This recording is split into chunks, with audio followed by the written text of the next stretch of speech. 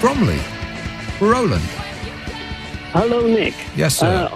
What I want to say is that, regarding this comment that he's a liar, just have a look at this. In 2020 and the lockdowns, I want to ask, where was there any law whatsoever regulating what employees did within their places of work? I've been employed in offices for 48 years. In 2020? And I can tell you that team building activities together are an essential part of work culture in Britain. Oh, please. What team building exercise were you ever at that they had to send a person out with a suitcase to fill it with more booze? Every leaving party do, and certainly presentations of birthday cakes on a person's birthday is all part of the team building. Anyway, I want to ask this question. How many of the 106,000 fixed penalty notices were issued to people for being together in any activity at work? And where other places are there, places of work, where the police have gone in to investigate? I think what you'll find is this is a bit selective and is politically motivated. Of course it's selective, Roland, because it's selective because the people that are being investigated are the ones that made the rules. Right, okay, Boris made the rules, but he made the rules that didn't apply to any place of work. Yeah, I think you've got that completely wrong, Roland. I mean, the rules changed so frequently. But it's just not feasible that in the year 2020, when the pandemic was peaking, that there were no rules about who did what in any given situation in a workplace or anywhere else inside or indeed outside. Let's turn it around and have a look at the Beergate event with Keir Starmer. Right. Which he attended in April 2021, a year after we're talking about the cake party. Is this one of those what about arguments? What about this? We what were about working that? in the office. Yeah, they were. We stopped for something to eat. Mm-hmm. No party, no breach of the rules. Right. Which is exactly what Boris Johnson said in Parliament. Yeah, and he was about his event he wasn't being truthful. Earlier. No surprise, he wasn't being truthful about that, or he was misinformed. Either way, it seems unlikely that you could be at a party, not just one, but multiple ones, and not recognise that you were at a party. I mean, I don't know which is actually worse, that they're pretending not to know that they were at a party, or they actually didn't know. I mean, if they didn't know that they were at a party, then, I mean, quite clearly, that not only should they not be in charge of running a country, they shouldn't be in charge of running a bath without supervision. So there's no way out of it. It stinks to high heaven, and we'll just see how much of a smell attaches to the dear leader, maybe by this time next week. Although I'm not holding out any hopes. Thanks for that, Roland. This Friday, Boris Johnson's going to make a big announcement, huge. He wants to take our mind off what he has done. Of every single thing we know about him, he wants us to forget. I mean, he keeps telling us to forget it.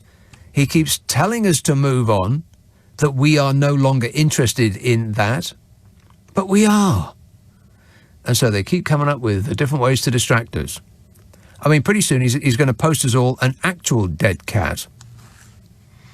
But nothing so far has worked. Nothing that they have tried has worked. So they're bringing out the big guns now, and they're giving us money. You know, trying to distract us with something shiny, like a coin. But that didn't seem to work either. People just got irate about that, because rich people are going to get the money too, and fishy Sunak waffled on about, you can give it away to charity. Well, that's neither here nor there. Give money to charity if you like, fishy. You can afford it. It's basically giving a bung to the energy giants is what it is.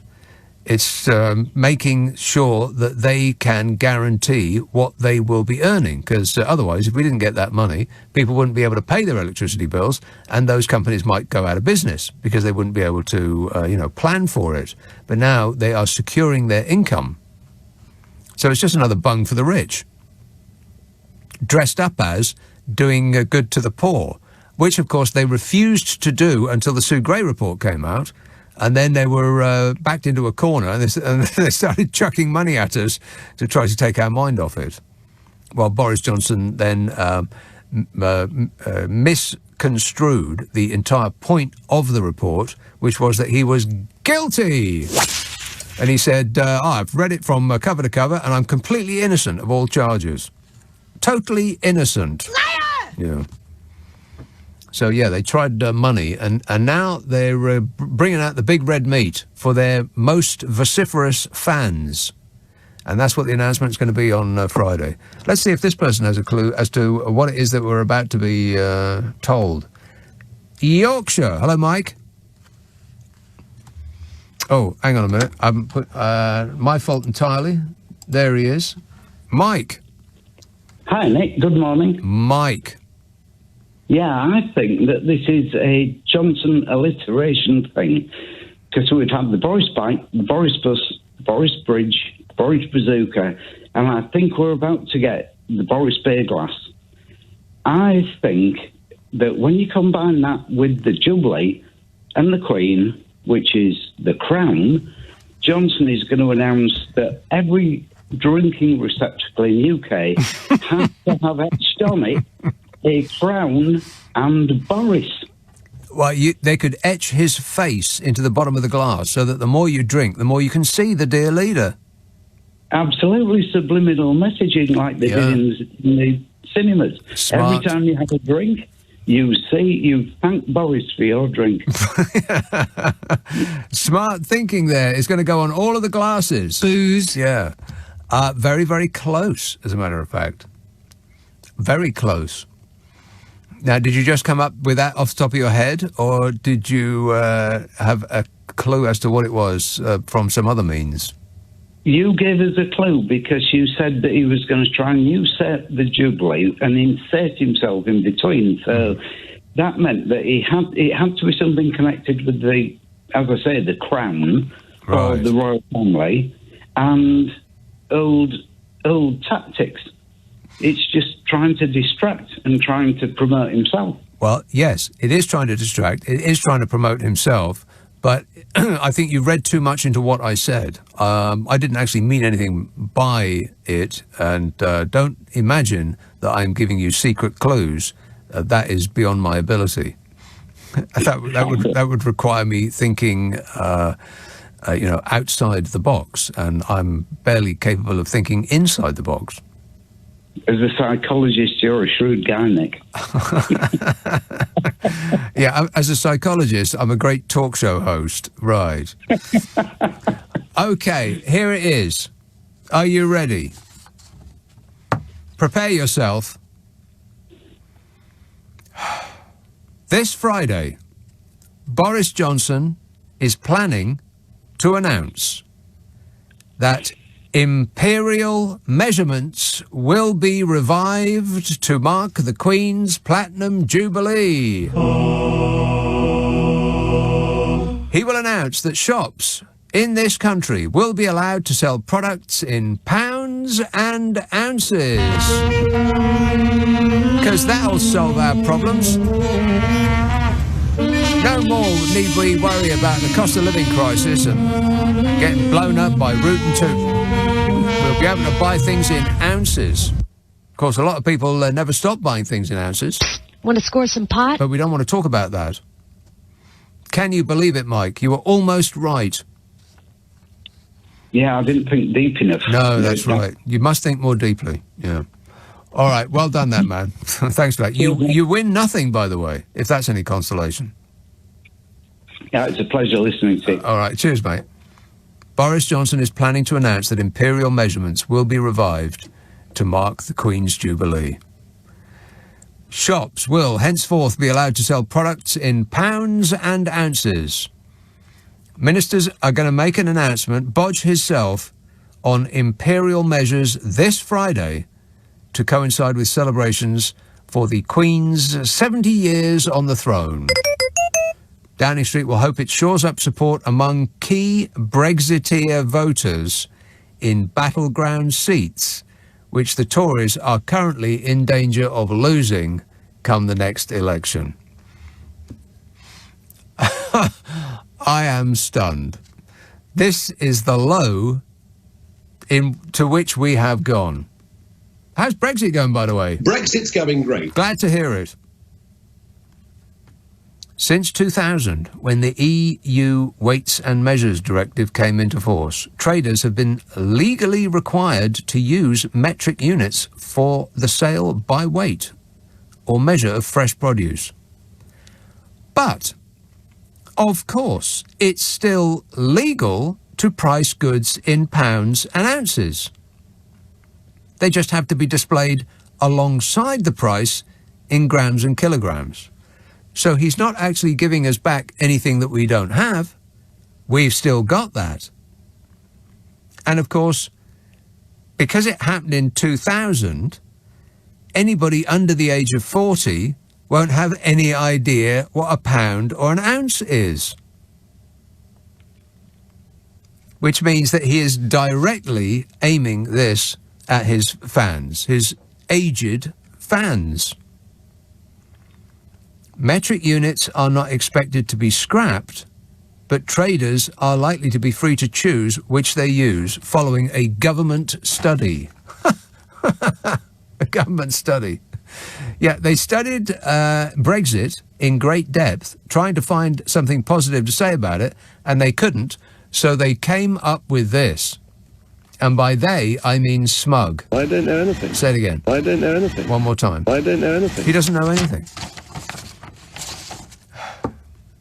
And this ain't new news, of course. This is just a rehash of what he's told us before. In 2019, the general election campaign, Bodge claimed that measuring in pounds and ounces was an ancient liberty. And he heralded a new era of generosity and tolerance towards traditional measurements. This is actually happening to us right now. Can you believe it? The Prime Minister will announce the return of the crown symbol on our pint glasses, among other surprising revelations. To talk about all that, Godfrey Bloom is on the phone. Godfrey is the former UKIP MEP for Yorkshire and the Humber from 2004 to 2014, and Associate Member of the Royal College of Defence Studies. This seems like a pretty desperate attempt to get our minds off Partygate, doesn't it, Godfrey? I think perhaps you might say that, certainly, yes, along with lots of other things, I think, to try and take our minds off Partygate and indeed other rather more serious matters. He's going to not just tell us that he has fought the EU's diktat that insisted that we take the crown off our pint glasses, which isn't true, by the way. No, of course not. And not only has he returned our passport to its pre-red colour of Her Majesty's dark blue, which also isn't true, and he's going to tell costermongers that they can sell their goods in pounds and ounces. Really? I mean, come on. How did you feel when you read that?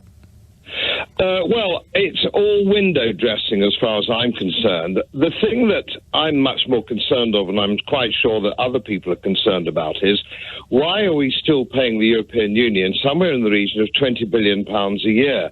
I'm not too worried about the crown on a pint pot. I'm more worried about £20 billion a year, which we're still sending, although the referendum was in 2016. When are we ever going to stop paying these people money and actually put it into our overtaxed economy and lack of social services? That's what I'd like to see them doing. Right, but the 20 billion presumably is just us paying what we agreed to pay before we left. It's not like they're imposing it on us. We agreed to that around a table of our own accord. Well, you say we. Who agreed that? It was a government, it was a government that wasn't actually acting in the spirit of Brexit at all. We wanted... Well, the government, the government that got Brexit done. Let me finish my point. There's a chap. Let me just finish my point. When we all voted, and the majority of people voted for Brexit, it wasn't some kind of odd Brexit with wheeler dealer here and a deal there. We wanted a clean break, well, and that's what we didn't get. We don't know that, because the only question we were asked was, do you want to get out of the European Union or not? We were not asked in what manner do we want to get out of the European Union.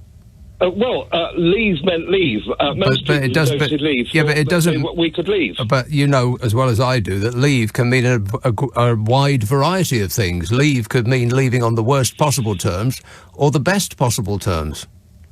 As far as I think, most of the people, over 70 million people who voted to leave, just wanted to leave. When I resigned from my club in London, which I had to do because I couldn't afford to keep up the payments, I didn't intend to keep things going. I just left and said goodbye on amicable terms, and that's what we should have done. And, of course, we're still paying all this money, which could be much better used here. So what we should do now, I think, is to say, look, it's gone on long enough. Regardless of what previous governments might have agreed, we're now keeping our money back to this country. Charity begins at home. Well, and how would your club have felt if you still owed them for the rest of the year, but you said, I'm leaving and I'm not going to pay what I agreed to? They'd see you in court, wouldn't they? You see, I would never have agreed that to start with, and I think the agreement was false. And we're already beginning to see that the spirit of the agreement, the free trade that we were going to be allowed, we've now got a border down the North Sea, all sorts of things that we were told that wouldn't happen, and we would get cooperation. So I would argue the EU have broken all the rules regarding that agreement anyway, and I think it's time to get a little bit tough. This is not the conversation I thought I was going to have, but okay then, if you insist. The reason that there's a border down the North Sea is because people such as yourself insisted on there being one. No, not at all. We didn't want a border. There should be no border. But you can't insist on there being a separation between us and the EU, and then also say that there shouldn't be a border. You are insisting that there be a border. Of course you are. No, it's the EU who are insisting there's a border. Oh my God! When are you people going to stop with this? The EU are being mean to us.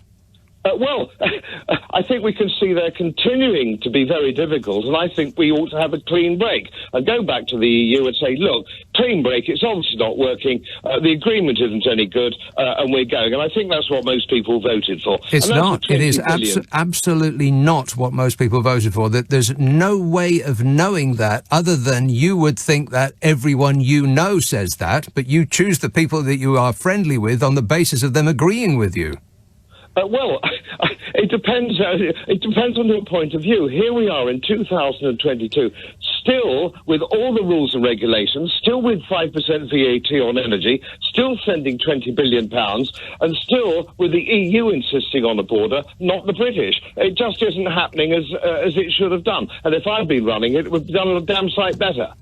Godfrey, what you wanted was unicorns and rainbows. You wanted some fantastical future in which no international rules existed other than the ones that you wanted to obey. I don't think that's unreasonable. I think this country should make out our own rules for ourselves, take back control. But, of course, most stuff now is coming from the World Economic Forum. So, funnily enough, we didn't get back control at all. We've just handed over control to the World Economic Forum. So it hasn't worked out quite as we wanted, but not through any fault of mine. Unless we wanted to build a wall around this country and not trade with anybody else, there is no such thing as taking back control. As anybody who has thought about this for more than 10 seconds would agree. And you must know that. Of course you do. No, I'm for global free trade. I believe in global free trade. I don't believe in any tariffs or barriers at all. I believe in open global free trade. That's my position as a libertarian and an Austrian school economist. Yes, but you can only trade freely with the rest of the world if the rest of the world wants to trade freely with you, and they would do that on the basis of the rules and regulations that they want to enact and put in place to protect their own consumers. You can't just say, we're going to send you whatever we like and you can take it. Well, our biggest trade partner, single country trade partner, is the United States, with whom we have no trade agreement. Also with China, with whom we have no trade agreement. People trade with people. Countries don't trade with countries. So all this trade agreement business and rules, they're not to protect consumers or people, they're to protect big business. Well, of course they're to protect people, because if there were no rules, then I would be able to sell poison and label it as child food. No, because that would be illegal under ordinary commercial and contract law, of which we have one of the longest track records on the history of the planet. Contract law and common law and statute law that we have. So that's sort of rather nonsensical. I'm surprised you would say something like that. Well, I'm surprised that you would enter into this argument at all and still say that Brexit is our great future, despite the fact of all the evidence to the contrary, which shows that it has been a total disaster. Name one benefit to Brexit. One. Well, we should be tearing up all the rules and regulations that we had from the EU. We should be getting rid of those. So you can't. Should stop paying. Wait, no, look, what I'm saying which is... rule and regulation... Okay, you can't name a benefit, so what rule or regulation would you like to tear up? All of them that have been passed since we joined at the beginning, and there were 2,000 That's a non-answer, and you know it. All of them. Name one. Well, any rules and regulations pertaining to anything that's come into law without a cost-benefit analysis, every single one. So you can't name a Brexit benefit, and you can't name a single rule or regulation that you would like torn up, and yet you remain convinced, outwardly at least, that Brexit was a great idea. Brexit is a superb idea if we got it. What we don't have at the moment is Brexit. We have Brino. We don't have Brexit. We have an associate membership, which is why we're still paying and still obeying the rules and regulations. No, you're quite right, Nick. We haven't had the benefits, but don't blame me. Blame this government. Yes, but the only way that we could trade with our largest trading partner, which is right next door, you can see it from here, you could virtually spit that far, it's so close, is by obeying the rules that they set. And they mostly set them with our agreement. We were around the table when they were set. You can't just leave and then say, we will trade with you on our terms. Of course you can't. You know that too. Of course we can. We trade on the rules that suit us, not rules that suit. Don't forget, we are the biggest customer of the European Union. The imbalance is 80%. No, the European Union is the biggest customer of the European Union. We are an increasingly insignificant island off the coast of Europe. Mostly, I'd say, because of people such as yourself. Well, I mean, what can I say to this extraordinary bigotry? It's ludicrous. I mean, I'm a free trader, an Austral School Economics, an ex-City Fund manager, and I'm telling you, if we got the Brexit that we should have had, it would be better for the country. Don't forget there are 180 countries aren't members of the European Union doing very well, thank you very much. Yes, but if we had not Brexited at all, it would have been better than any scenario that you just laid out for us. No, it wouldn't. No, it wouldn't. Absolutely would. No, I go back to my question, and you've had some while to think about it. Name one benefit to Brexit. Name one benefit of remaining in the European Union. Money. Oh no! You see, that's where you're wrong. We're the ones that pay the money. We're paying billions of pounds. We've been putting billions of pounds a year into the European Union kitty. When you were paying to be a member of your club, did you think that the money that you were spending was just disappearing for no purpose, or did you enjoy the benefits of being in that club? I enjoyed the benefits of being in my club, but Bingo. I can see no benefits at all of being members of the European Union. Perhaps you could name a single benefit of being a member of the European Union.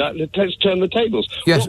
What good came of it? Well, the money that we earned was outweighed many times over by the amount of money that we paid to be a member of that club. It's the biggest trading club in the world, and it's as close to us as Manchester is to London.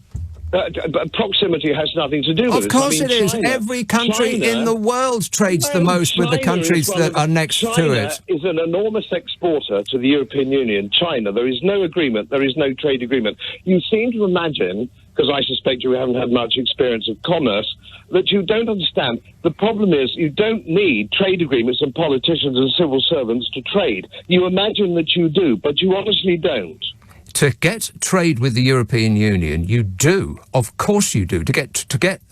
Why then is the government desperately trying to enact new trading agreements with countries all over the world in order to mitigate some of the costs of the ruinous Brexit that has been perpetrated on this country by people such as yourself? Well, I mean, to be honest, I just have to laugh because you clearly don't know anything at all about international commerce. You simply don't know about it. I don't know what your CV holds or what jobs you've had in the past, but I had 40 years in the City of London, and I rather know more about it than you. Well, from what you're saying, I'm afraid, Godfrey, you are right on one count. I have less experience than you, but you apparently do not know more than me, which is really frightening and somewhat alarming.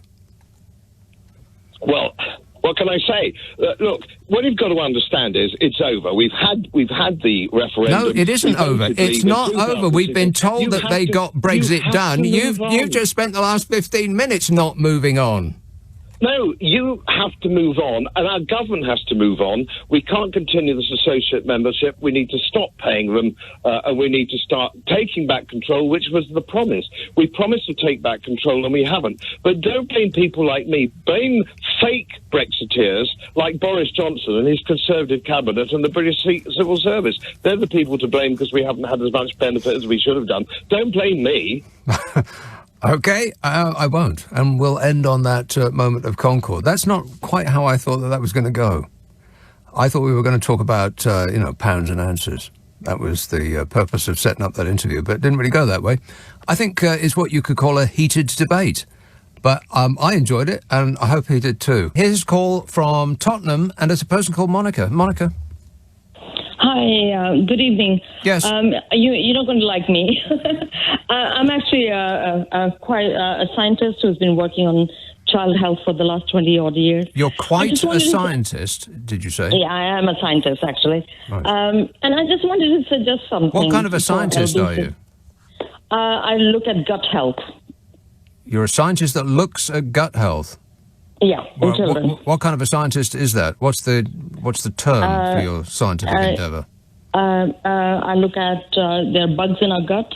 So how does our immune system, develop over time? Yeah, but what kind of a scientist looks at that? What's the name for that scientist? Oh, what was that person called? I have no idea. You don't know what the name of your own because scientific endeavour is? No, it's actually all to do with gut health and problems with gut health, if I can use that word. Would that be a would that be a gastroenterologist? Gastro, yeah, absolutely. Right. Absolutely. Okay, finally we got there. Okay. Yeah. Okay, got there. Okay. I believe you. But Go my on. point is, Nick, I hear LBC when I'm working at home and I've got it on. Wait a minute. One thing you look at children's guts at home? Yes. No, at work. I work at one of the big hospitals in London. You just said you work at home. No, I work my scientific writing at home, but the rest is at work. Right, okay. Okay, yeah. So I do understand right from an infant to growing up as a child, what the gut looks like kind of thing. Oh.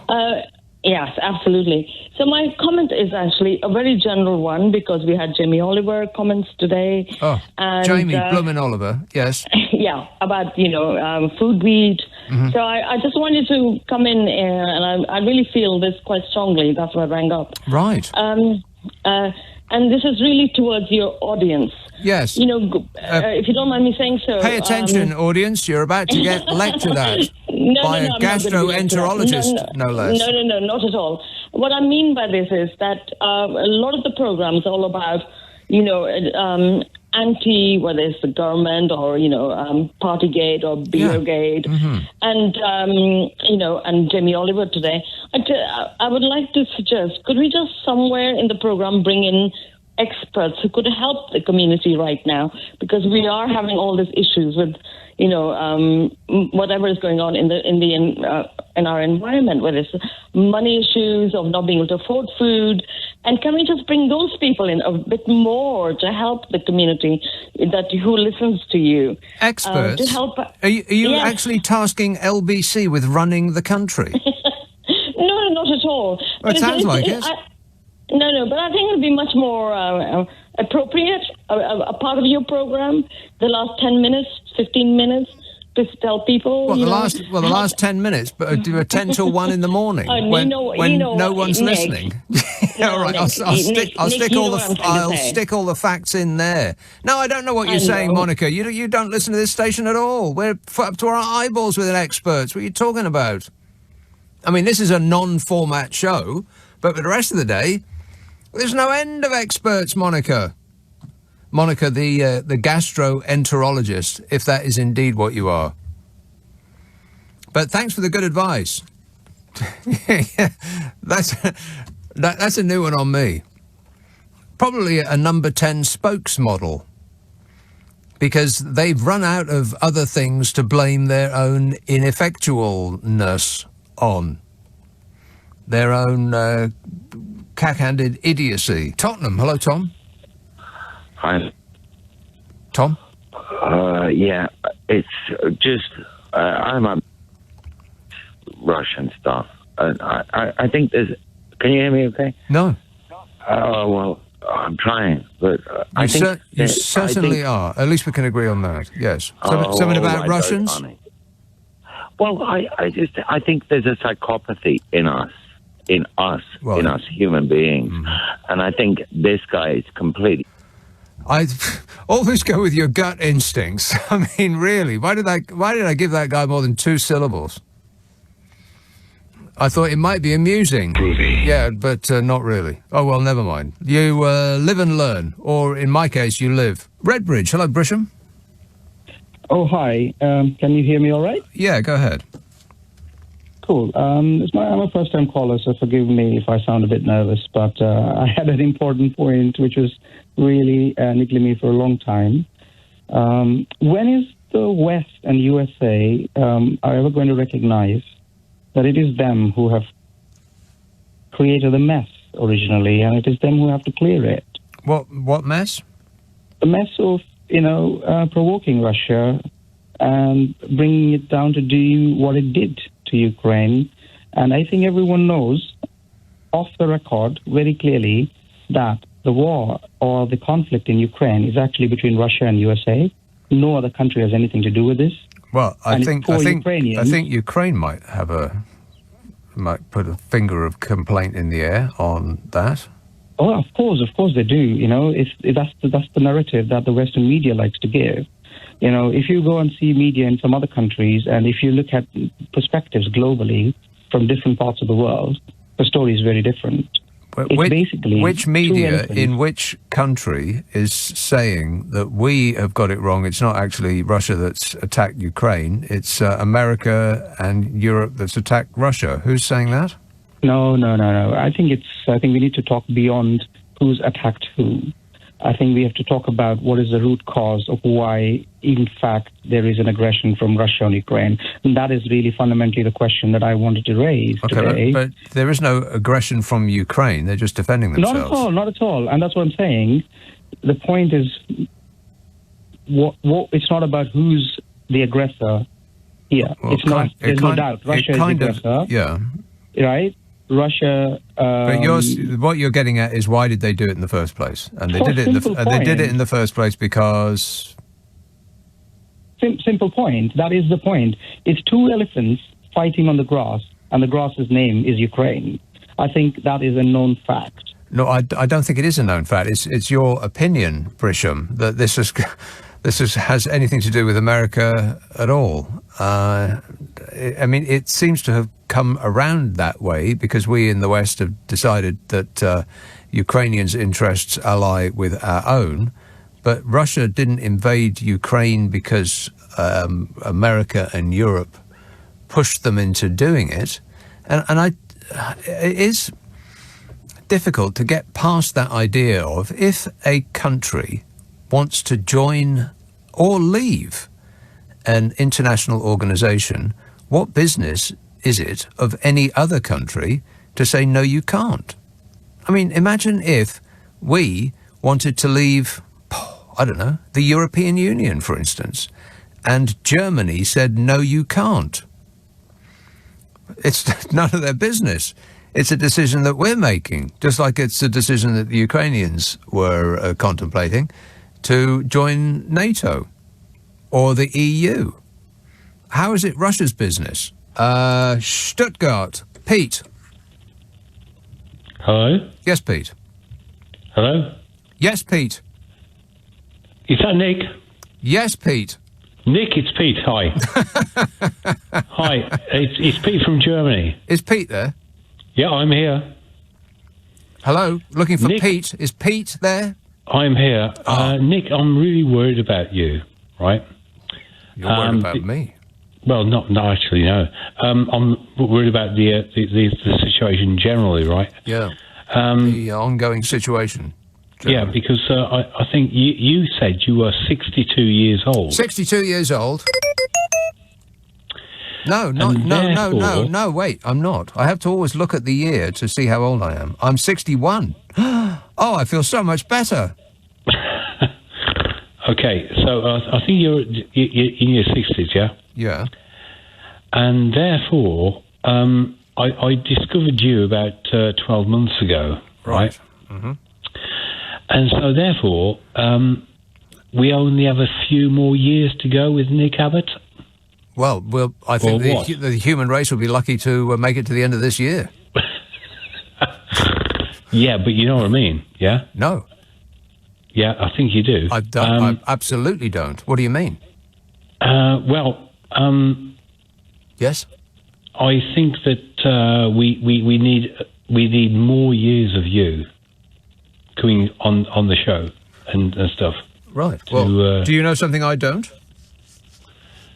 No. Because I'm not intending to die, if that's what you mean. I mean, I've looked into that whole dying thing, and I'm against it. Actually. Okay. So we need a lot more years of Nick Abbott coming through. Right. The years. Yeah. Well, I'll see what I can do. How does that sound? That's fantastic. I'll do my best. Dib dib dib. Dank schön. Dank you schön. Oh, thank you very Pete, much. You must stop doing that. Sound like a piggy. I was going to tell him that halfway through, but I thought, he won't do it again. And then he did it again. Glasgow. Hello, Eric.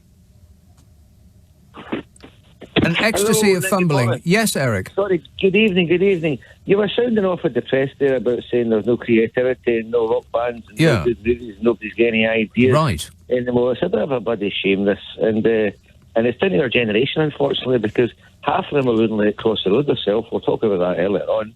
And there's a work issue, a labour issue I'd like to point out. A work issue? Work issue. There's over 1 million. The last presenter on the show was there's over 1 million unemployed vacancies in the labour market. Yes. And 1,300,000 people. I basically think that the generation we have don't really want to work. They don't have the work ethic. No.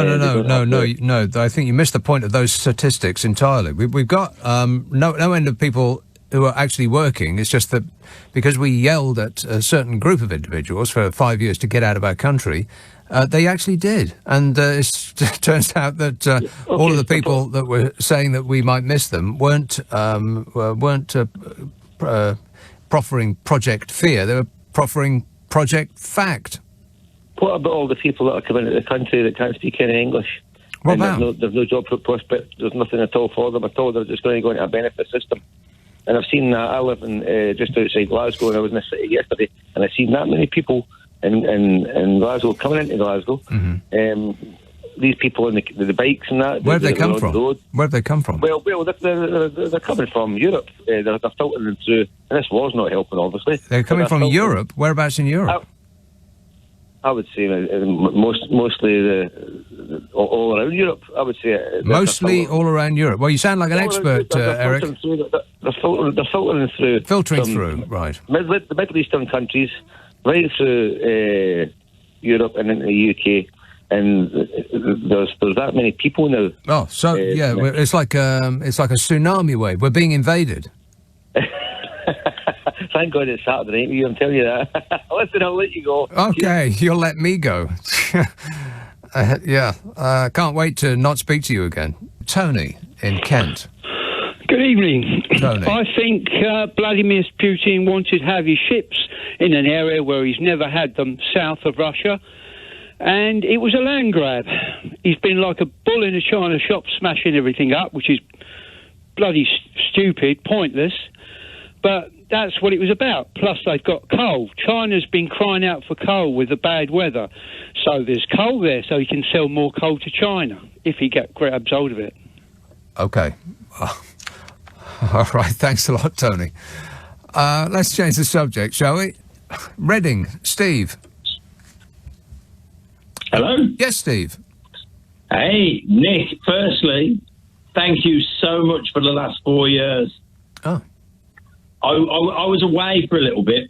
Away? And when I came... Yes, away. What have you done? Oh, I was very naughty. I acted like a Conservative MP. Oh, well, that will get you 4 years, yeah. Well, I got 8 years, but I was out in 4, so not too bad. Okay. Anyway, thank you for that. And I just wanted to say that I think you've got to take the entertainment value of Boris into account. Oh, no. For the general public. No. You've got to. You've got to. First I was amused, now I'm petrified. Oh, seriously. I mean, look at the entertainment value between him and old Keir. Yeah, I mean, well, that is true, yeah, but... Yeah. Wait a minute. I want my entertainment to come from entertainers, not from politicians. I mean, Donald Trump was funny for a while, and then he, his true colours were revealed. Absolutely. I think the funny thing is when you're taken away from society for 4 years, and the only real link I get to the outside was listening to you. In reality, it's like you've gone to a different country. It's completely different from 4 years ago. Right. Well, that's absolutely true. Yeah. If you had gone away for whatever reason, then and then re-emerged after 4 years, you'd be blinking into the light, wondering where the hell am I? It was absolutely unbelievable. Unbelievable. And you can sort of recognise the country, but not really, because it's changed fundamentally. What really confused me was we had no money, then all of a sudden we had 400 billion. I don't understand. Where are we borrowing this money from? Because that's what confuses me.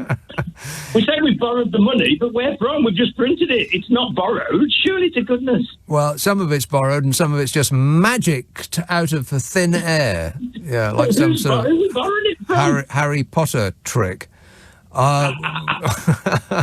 Good question, Steve. Leave it with me and I'll have a full report on your desk first thing in the morning. Exeter, John. Hello, Nick. John. Nick. Yes, John. It's lovely to talk to you. I hear you talking a lot about Boris Johnson, and I talk about him a lot as well, and I listen to other LBC presenters, and everyone's racking their brains about how he's getting away with it. Mm-hmm. They call it Partygate. I wish they wouldn't do that because it trivialises it, right? But I like analogies, and I had an analogy about it today. An analogy? Which I will share with you. Oh, no. Is it an analogy? It's an analogy. Oh, well, then I don't like analogies. Have you got anything else? No, it's about Dallas, right? Did you watch Dallas in the 1980s? All of it. From the very beginning I did. From the very beginning to the very end. Apart from, in fact, I did watch it when it came out, and then I determined to watch the entire thing again by buying it on videotape. You remember videotape, don't you? No. Yes, it used to be a thing. And I remember I watched all of it except the series where Bobby died. And he had a dream. Oh, his wife had a dream that it was all a dream. Yeah, apparently, yeah. I was going to look it up, but I absolutely refused to do that. Of course. But it's like, it reminds me of what they're doing, is that they're basically saying that all of the restrictions and COVID pandemic, it was all a dream. That's what they're saying. And now he's going, we didn't really have those rules, and they didn't apply to me. So it reminds me of Dallas. Okay, well, that's shoehorning it in, but good work there, John. Exeter. Hello, John. Hello, Nick. How are you? Good, thanks. Good. You're at an advantage because we're waiting on the line and we have to listen to you, and it makes us laugh. And then when we get through, we're like, what was I going to say? Right. Oh, I see. It's my fault. Yeah, absolutely.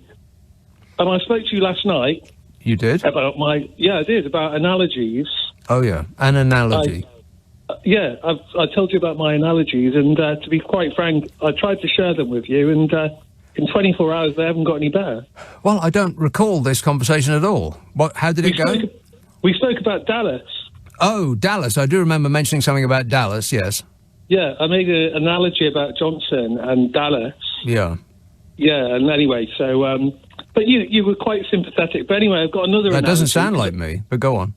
It's all your fault. Mm-hmm.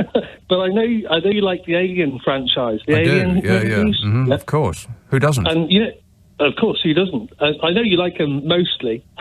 Yes. And the first film in 1979, when they're talking about the alien, it reminds me of Johnson, because they say this is a man this is a creature completely without conscience. And I think what we should do, it's the perfect organism. Was I think the actual line, and he is as far from a perfect organism as you could possibly imagine. Correctamundo. Mm-hmm. And you know what we need to do? What? Blow it out the airlock. That's a very good idea. Leave that with me, John. Excellent work. We're going to blow you out the airlock, Bodge, assuming we can find an airlock big enough. Wouldn't that be great if we could just blow him out the airlock? Next.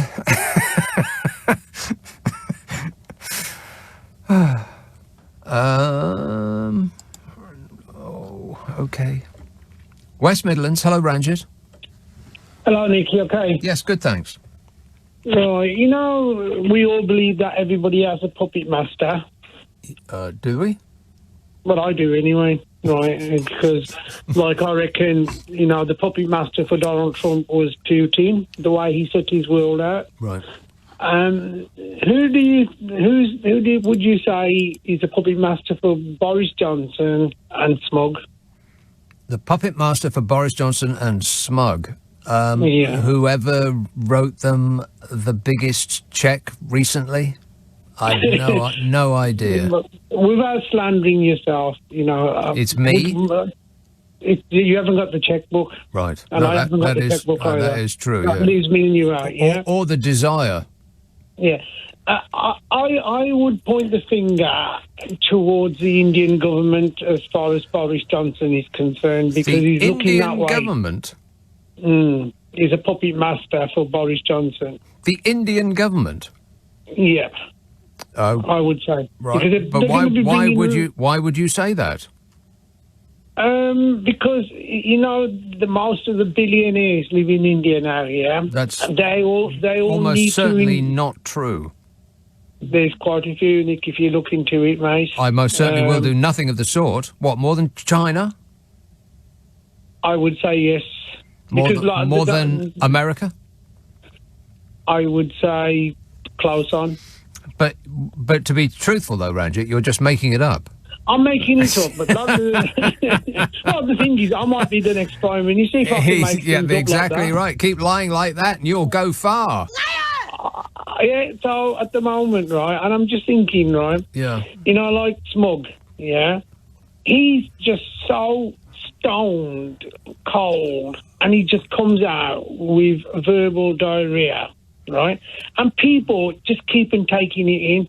Now, the reason for that is that we have been conditioned since birth to genuflect before anyone with a posh accent and ascribe to them a degree of intelligence that they do not deserve. And then going back to the puppet master, would it be the press, the media tycoons? I think we might be getting closer there. Certainly one of the offshore billionaire media magnates, yeah. Yeah, so that media magnate now has invested in India as well with all the telecommunications and everything. No doubt. Right. So generally, everybody, the news in America, everything like that. So what's happening is, unfortunately, voter apathy has made these people electable. Okay. Yeah, now, I think that part's true. Voter apathy has made these people electable because when the majority can't be bothered, like in the recent council elections, shockingly enough, the majority could not be bothered to go out and vote. What does it take, people, for you to actually take part, for crying out loud? And when the majority, who are more or less in the middle, refuse to take part, that leaves the field wide open for the people on the extremes. And so you get run by people who've been elected by the extremes. If the majority can't be bothered, then it's the wingnuts right out there on the edge who get their way. And that's probably where we are right now. Here, Ranjit, I've got to go, but thanks for that. Lincolnshire, Angela. Alexa, stop. Alexa, stop. Alexa, start. No, Alexa, stop. Alexa, start. No, she knows my voice. She knows me. Oh, right, okay. Go ahead. I do apologise. Nick, it's nice to speak to you. Angela. I have to admit, it's the first time I have listened to you tonight. Yes. You're very disappointed. I apologise. No. It's my boyfriend what said I must listen to you because he listens to you all the time. Right. Well, he sounds like a keeper, Angela. Oh, I don't know about that. We'll discuss that later. Well, out of 10, Mark's out of 10 for, boyfriendness. Oh, he's a 10. No, actually, no, he's a 9. A 9, right, yeah. A 9. There's always room for improvement. Exactly right. There's always room for improvement. Does he make an effort to improve himself? All the time. Does he, though? With my help. Ah, well, see, that's... He should be a self-starter. He should know the areas in which he needs to improve and do something about it himself. You shouldn't have to help him to do that. So I think he's not really a 9 at all, is he? He is. He just needs a little nudge in the right way. Every now and again. You know what I mean? Right. Dress sense more. Dress sense. Right. So what's the worst thing he wears? The worst thing's worse. What, regarding my boyfriend? The worst thing he wears. What does he need to get persuaded out of? Definitely the Crocs. Crocs? Oh, Struth, Crocs. Oh, exactly. No. I mean, I'm sure they have their place and that they are an excellent product in every way, shape and form. No, they have got the right place at the moment in the bin. In the bin. Because the dog has chewed them. Okay. Yes. Good man. Anyway, that's not what you called about. So what's up, Angela? No, it's not. It's just... Does he wear socks? Does he wear socks? Hang on a minute. Back up. Does he wear socks with Crocs? No, he has the hole, the suntan holes on his feet. Right. Okay, carry on. Not a good look. No. Not a good look. But no, sorry. Yeah. No, the reason I called, I'm not very into politics. I'm being totally honest. But? And for the last few years, I haven't voted because I don't agree with any candidate, basically. Well, but there must be ones that you disagree with less than others. Must be. Stop it. Sorry, I'm having a three-way argument here. Right. Tell him to shut up. Shut up. Hit him with one of his Crocs. No, the dog's chewed them. We've got no Crocs anymore. They're in the bin. Right, okay. I don't agree with Bodger, and I don't like Keir, and I'm sorry, but it goes back and back and back. How about the Greenies? Yeah, I'm quite into the Greenies. Right, well, there you go then. How about the Lib Dems? Give and take. Does the Nazi Party have a candidate in your area? No. No, okay. Not to my knowledge. Just checking. Right, well, pick one of the least bad options, Angela. Promise me you'll do that. Well, at the moment, it's the Conservatives, but... The Conservatives are the least bad option. Oh, sorry, no, they're the least worst option, sorry. They're the least worst option. They're the worst option. They're bad. The They're most, very bad. The most bad. They're Right, very so the bad. least Very worst is... The least bad is... The best, in other words. Who's the best? Who's the best? Yeah, say it. At the moment, Go on. I would say the Green Party. The Greenies. Groovy. Right. But, as I say, I'm not trying to criticise any government that at present or the past, they've all made bad decisions in the past. But some worse than others. Exactly. Right. And what my argument is many, many years ago when I was a child... Yeah. Before Crocs had ever been invented. Crocs had never been invented. No. Definitely not. Sandals. We had sandals. We did have sandals with socks, which weren't a good fashion accessory. No, they weren't, no. No. I think English people's feet should never be seen, like particularly men's feet. English men's feet should never be seen. Not now, not ever, never. And don't wear shoes of any kind without socks. Crocs, on the other hand, you can wear with socks, apart from always when you should never wear Crocs. Crocs should never have been invented, in my opinion. Crocs should never have been invented. No, probably not. You might be right about that, unless they're advertising with us, in which case they are excellent footwear, and everyone should have at least a couple of pairs. And that is the official position of this show. Angela, I don't know where this is going. Do you? Well, what I was trying to say was, many, many years ago, as a child... Yes. My dad always told me Great Britain was self-sufficient. We've got this, we've got oil, we've got coal, we've got steel. Yeah. But now we haven't got any of that. We've got nothing, Right. and we're relying on every other country. Yeah. Well, everyone's connected to everyone else these days. It's called globalization, and you'll miss it when it's gone. Believe me. Well, I don't think we will. I think we need to make Great Britain again, and we need to be self-sufficient. Well, you can't be. You can't be self-sufficient any more than you personally could grow all your own food and make your own clothes. You have to farm out, like literally and figuratively, you have to farm out tasks to others who are expert in that. And then once you do that, then you start to look for the money that you can save by giving it to someone who has an entire factory who can make clothes for you. Because if you want somebody to make clothes for you personally by hand, that's going to cost a lot of money these days, a lot, because people don't do that. What we do is we farm it out to a factory in China who make hundreds of thousands of clothes. And that's why you can go to the shop at the end of your road, Angela, and you can buy a packet of 3 T-shirts for £5. That's what I'm saying, when you'll miss it when it's gone. We can't do everything. Barnet. Hello, Brian.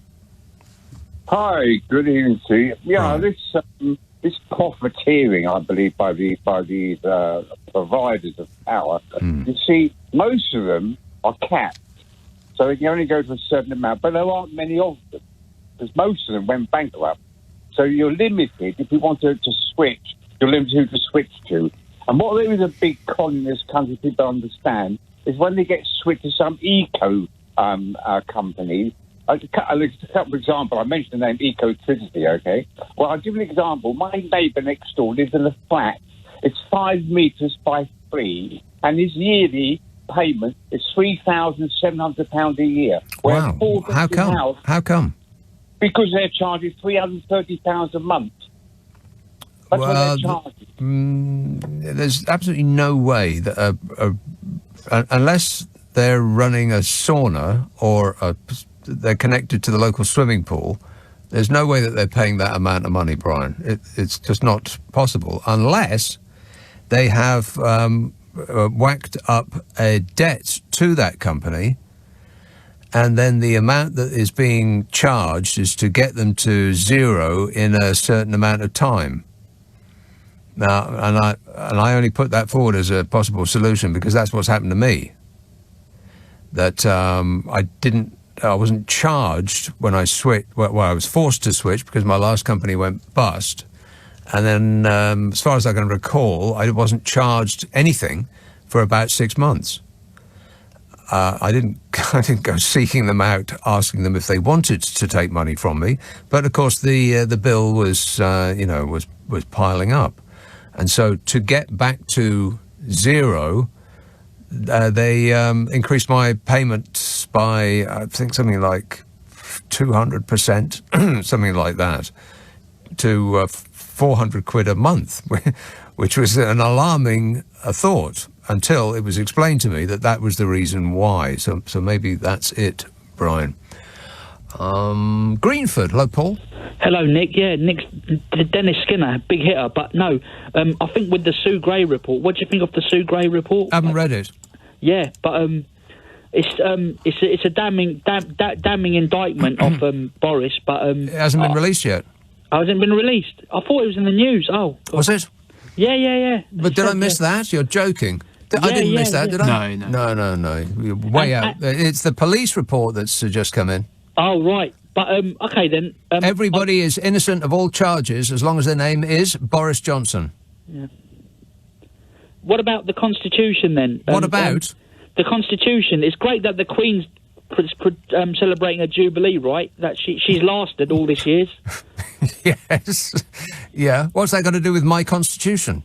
Oh, I think it just shows England's ahead of the other countries. Well, thank goodness for that. Which other countries in particular? Name the countries that we're ahead of. Germany. Germany, yes. France. Sweden. Yep. Uganda. Yeah. Uganda. Cuddly toy. Set of steak knives. Yeah. Well, didn't he do well? Thanks a lot, Paul, for whatever that was. Stanwell. Hello, Michael. Hello, Nick. How are you doing? Good, thanks. Good stuff. So I've got a bit of an idea what Boris is going to do. I don't think he's going to last forever. I think when he actually, he gets, evicted from number 10, I think he may move back to America where he was born. And I think he will run for president. I'm telling you, they love the crazy people over there, obviously. Yeah, they do. And I can see that happening. I can see, the people over there loving him because he is crazy. And they, as I said, they love the crazies. So that's what you think that his announcement is going to be this Friday to butt into Her Majesty's celebrations in order to get him back in our good books. He's going to say ta-ta. Bye-bye. Yeah, well, that would definitely make me feel better about him. Yeah, I would like that, for sure. So that's 2 thumbs up, Bodge. Think about it, please. We're begging you. All right, thanks a lot, Michael. That ain't it. Notting Hill Gate. Hello, John. Oh, hi, Nick. How are you? Good, thanks. I was just saying to your researcher that I'm surprised that the names of the Professor Mearsheimer, John Cohn and Vladimir Posner haven't come up in any of the discussions I've heard on all of the radio stations over the past 2 or 3 weeks, because these people have discussed this topic at length since about the year 2014. Who are they? Mearsheimer, Mearsheimer. Yeah, but who are they? They are professors of various, foreign studies in the United States. So what have they said then? Well, what they were predicting, and I'm looking at some of their lectures I got them on YouTube, but their lectures from about the year 2014 they start, and they're predicting that if Europe continues to push back against Russia, as Russia, if you like, retreats from the Soviet Union, there's going to be trouble, and the trouble is going to be in the Ukraine, because that's the biggest, most crucial country between Russia and the West. This was a prediction that NATO pushing up against Russia's borders was going to poke the bear. Is that essentially what you're saying? That phrase is used by them. That's true. Right. And, I mean, they do make some very, very straightforward points, like Russia is a European country. Now, why is it not part of NATO and part of the EU? It's a European country. So it seems absolutely insane for us in Europe to be having a war again amongst ourselves. Why is that happening? Well, it's happening specifically because of one man's actions. It's not even a country's actions, it's just one bloke. Well, that's a strange thing, that it's been condensed into the one person. It makes it all very simple to explain. Well, but it is, though, isn't it? I mean, Ukraine didn't attack Russia. Russia attacked Ukraine. Yes, but, I mean, a country has a right to, defend its, they talk about the geopolitical situation. You cannot push right up against the borders of the United States. Mexico has the right to install nuclear weapons, so does Canada. But there's no way they're going to be ever able to do that. The Cuban Missile Crisis proved that. Yeah, but Ukraine didn't install nuclear weapons on the border of Russia. In fact, the opposite's true. They gave up their nuclear weapons. Yes, but I think if you look at the most recent stuff before this war started, was that they were applying for NATO membership. And it was going to be. Well, I understand that, and Russia can object, and that's sort of understandable as well. If you think that NATO is an aggressive organisation, many people would suggest that it isn't. But I can't get past the thought that what business is it of Russia what Ukraine does, as long as it doesn't attack Russia directly. Well, if a person gets in a position where they have the pressure over you, then of course that puts you at a disadvantage to begin with. But there is no pressure from NATO, though. It's not an aggressive organisation. Why are they pushing up towards the border with Russia? But NATO aren't. NATO aren't. Yes, they are. No, not NATO. Ukraine might have wanted to join NATO, but that's an issue for Ukraine itself, not Russia. What's it got to do with them? Well, I mean, you're ignoring that's ignoring the geopolitical situation. I mean, Russia is heavily involved with the Ukraine. You have people living on both sides. You talked about Donbass. It's not a simple situation of a completely separate country. They're interlinked. But it is a separate country. Well, some parts of it are Russian, if you like. The majority of the population is Russian. So it's not clear-cut. But it is fairly clear-cut. There is an actual line on a map which says one side is Ukrainian and the other side is Russian. It's that clear. Erith, Steve. Hello, Nick. Steve. I voted for my first time this year, and I'm 48, and that's not because of choice when I was younger, because I was, like these people now. But it didn't give me much confidence or hope, but it was in a school. Yeah. And the two people that were doing it, I mean, you shouldn't judge, I know, but you can sometimes tell which way they vote, can't you? and the box, they'd give me a slip of paper and it only had Conservative or Labour. Yeah. So that's the only choice I had. Right. And it went into this cardboard box on a table where they're sitting, but cardboard box with a piece of black fabric wrapped around it. I mean, I don't mean that, but Yeah, it all sounds highly suspicious to me. It might not have been a black box. It might have been a shredder. Well, it could have been, but what I'm saying is it was not for something so important. It seemed a bit it wasn't very well together. Didn't seem like a professional operation. Exactly, and I'm guessing that's like wherever it is, like you know, whatever. Yeah, it's all like that. Exactly. It seems to be ancient technology to me, right? You go into a plywood booth that's barely able to stand of its own accord, and you mark with a 2-inch pencil a cross next to the name of the least bad option, and it all sounds like something from the last century to me. Well, this is the thing. I'm 48 years old. 48 years old? Oh, I haven't got the right page up. Wait a minute. One moment, please. There it is. Thank you. But, no, it's the first time I voted, because, like I say, when I was younger, I was... Yeah, it couldn't be bothered. And you weren't interested. Yeah, you weren't very politically minded. No, but now you can't stand it anymore. Well, right? But what I'm saying is, it's this for my first time, and all it's done is caused me more worry. More and worry. Stress. Right. So what you're saying, Steve, is that what we're going through now, is your fault. You could say. Yeah. All right. Well, appreciate it. Thank you. Yeah. Just don't do it again. Coventry. Hello, Joan. From Coventry. Yes. Yes, Joan. Good evening. Hello. I just wanted to say, my daughter had a birthday card recently purporting to be from Boris, saying, I've organised a party for you, but don't tell anyone. Right. Almost certainly not from Boris Johnson. Yes. But how did the party go? I mean, my daughter had the card, yes. Yeah. Yes, I'm a bit older than her. I'm 93. You're older than your daughter, Joan. Well, it's likely, yes. Right, okay. All right, well, thanks for the good news. Tunbridge. Hello, Stephen. Hello, Nick. How are you? Good, thanks.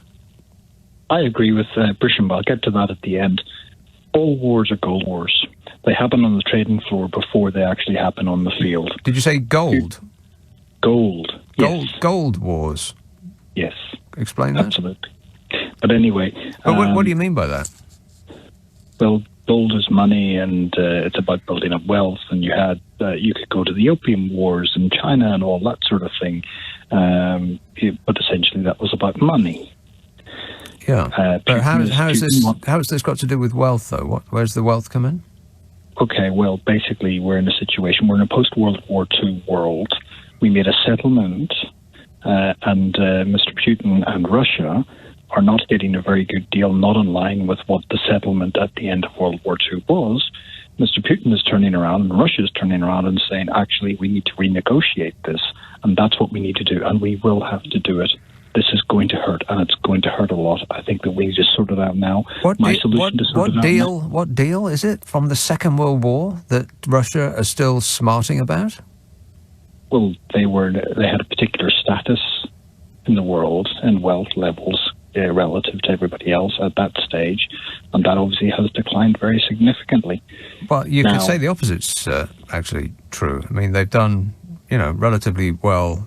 Just recently selling, I mean, they only have a limited number of resources that the rest of the world wants, but they're pretty high value resources. Well, they've become much higher value because of what they've done with regards to the war, but that should have been negotiated before it happened. And in terms of the negotiation, I think that what we need to do now, the Prime Minister should come out on the steps of number 10 and say, we are putting British sterling rates to 6% now, today. We're doing what? We're putting sterling interest rates to 6% today. Why would he do that? And what's it got to do with Russia's invasion of Ukraine? Because Mr. Putin has identified that there is a lot of deception in the Western financial system, and that's going to cause us real problems. This is going to drag on, and it's going to hurt, and it's going to hurt a lot. So Russia, hang on. So Vladimir Putin invaded Ukraine because sterling is undervalued or overvalued, or our interest rates aren't high enough. I'm confused. He looked at the world and he identified weaknesses, and he said, "You know what? They're showing me their throat. I'm going to go for it." And that's what he did. And the reason that he did is because we are that vulnerable. We have real problems. But he didn't attack us. He attacked Ukraine. He did, but he identified what the outcome of all this was, and what we've seen happening so far with regards to inflation. I don't think that that's even started to come through. People are not seeing that. Think of the political implications in this country when we start, when we go through the phases of that. Inflation is going to be over 10%. Well, yeah, I mean, in some things, is going to get devastated. In some things, I don't think that the two are necessarily connected. The interest rates and our currency being devastated, and I really can't match what you're saying there with Vladimir Putin's actions against Ukraine. If you can sum it up for us quite briefly, then I'd be delighted to be less confused. Just before we go into the news, the Prime Minister goes onto the streets of Downing Street and says interest rates are 6%. Yeah, you said that. Watch how everything changes. We will expose so many problems out there. What happened in 2008, that didn't clear the mess. The mess is still there. We need to fix it. Right. Okay. Well, there may be a kernel of truth in that. But how it relates to Russia's invasion of Ukraine continues to mystify me, Stephen. I would politely suggest you read the internet less. Tottenham. Tom. Hi. Tom. I'm sorry about almost swearing on the radio last week. And I was thinking about those people drinking. Well, that's got nothing to do with it. It's not illegal drinking. No. Not yet. Is that it? Great call, Tom. What's swearing? I mean, if the first thing you say is sorry about all the swearing, I'm thinking... Warning! Yeah, my finger is hovering over the dump button. But fortunately, he dumped himself. It's a dream come true. South Wales, hello, Jan? Nick, Mr. Abbott, can I call you Nick? Yes. Brilliant. You had a caller on earlier on from Stuttgart, okay? Yes. Mm-hmm. And my friend, I'm speaking to my friend a while back, and I just want to get out of this country in a spiritual way, because in such a depth of despair, yes, as it were. Despond. And I said to my friend, I'm listening to Radio Leipzig, because I made, and he said, what do you listen to? I listen to Radio and what's the one in Greece now? The Athens station. Well, anyway, he said, you want to listen to LBC? Oh, I said, what's that then? So I put it on the TV, and he said, his friend listens to Nick Abbott in the night. Yeah. Okay? You were listening to a Greek radio station, is that what you're saying? Yeah, so I go all around the world. From Athens? No, I'm in Wales. Yeah, I know that, but this Greek radio station was in Athens. Radio NL Athens. Why do you listen? Why do you listen to a radio in Athens? For the weather? So I wake up in the morning, okay? Because I used to, and I just wish I was somewhere else. Mm-hmm. Yeah, you wake up in the morning in South Wales and you wish you were somewhere else. Well, can I recommend Riddell? That's in North Wales. LBC talking to you. Right. All right. And that makes waking up in South Wales easier, does it? Yeah, well, it's added a new dimension to my life. I can imagine. Well, listen, tongue-in-cheek, okay? So I thought, Nick Abbott, and I put you on the thing, and we are the same age, okay? If you say so. Well, so, and you used to work for Radio Luxembourg? Radio Luxembourg, yes. Where's this going, Jan? Well, anyway. Warning bells are ringing in my mind. Right, so I got all this stuff now, and I know you've got a low threshold of boredom because I've listened to a few programs now. Yeah. I'm sorry, time's up.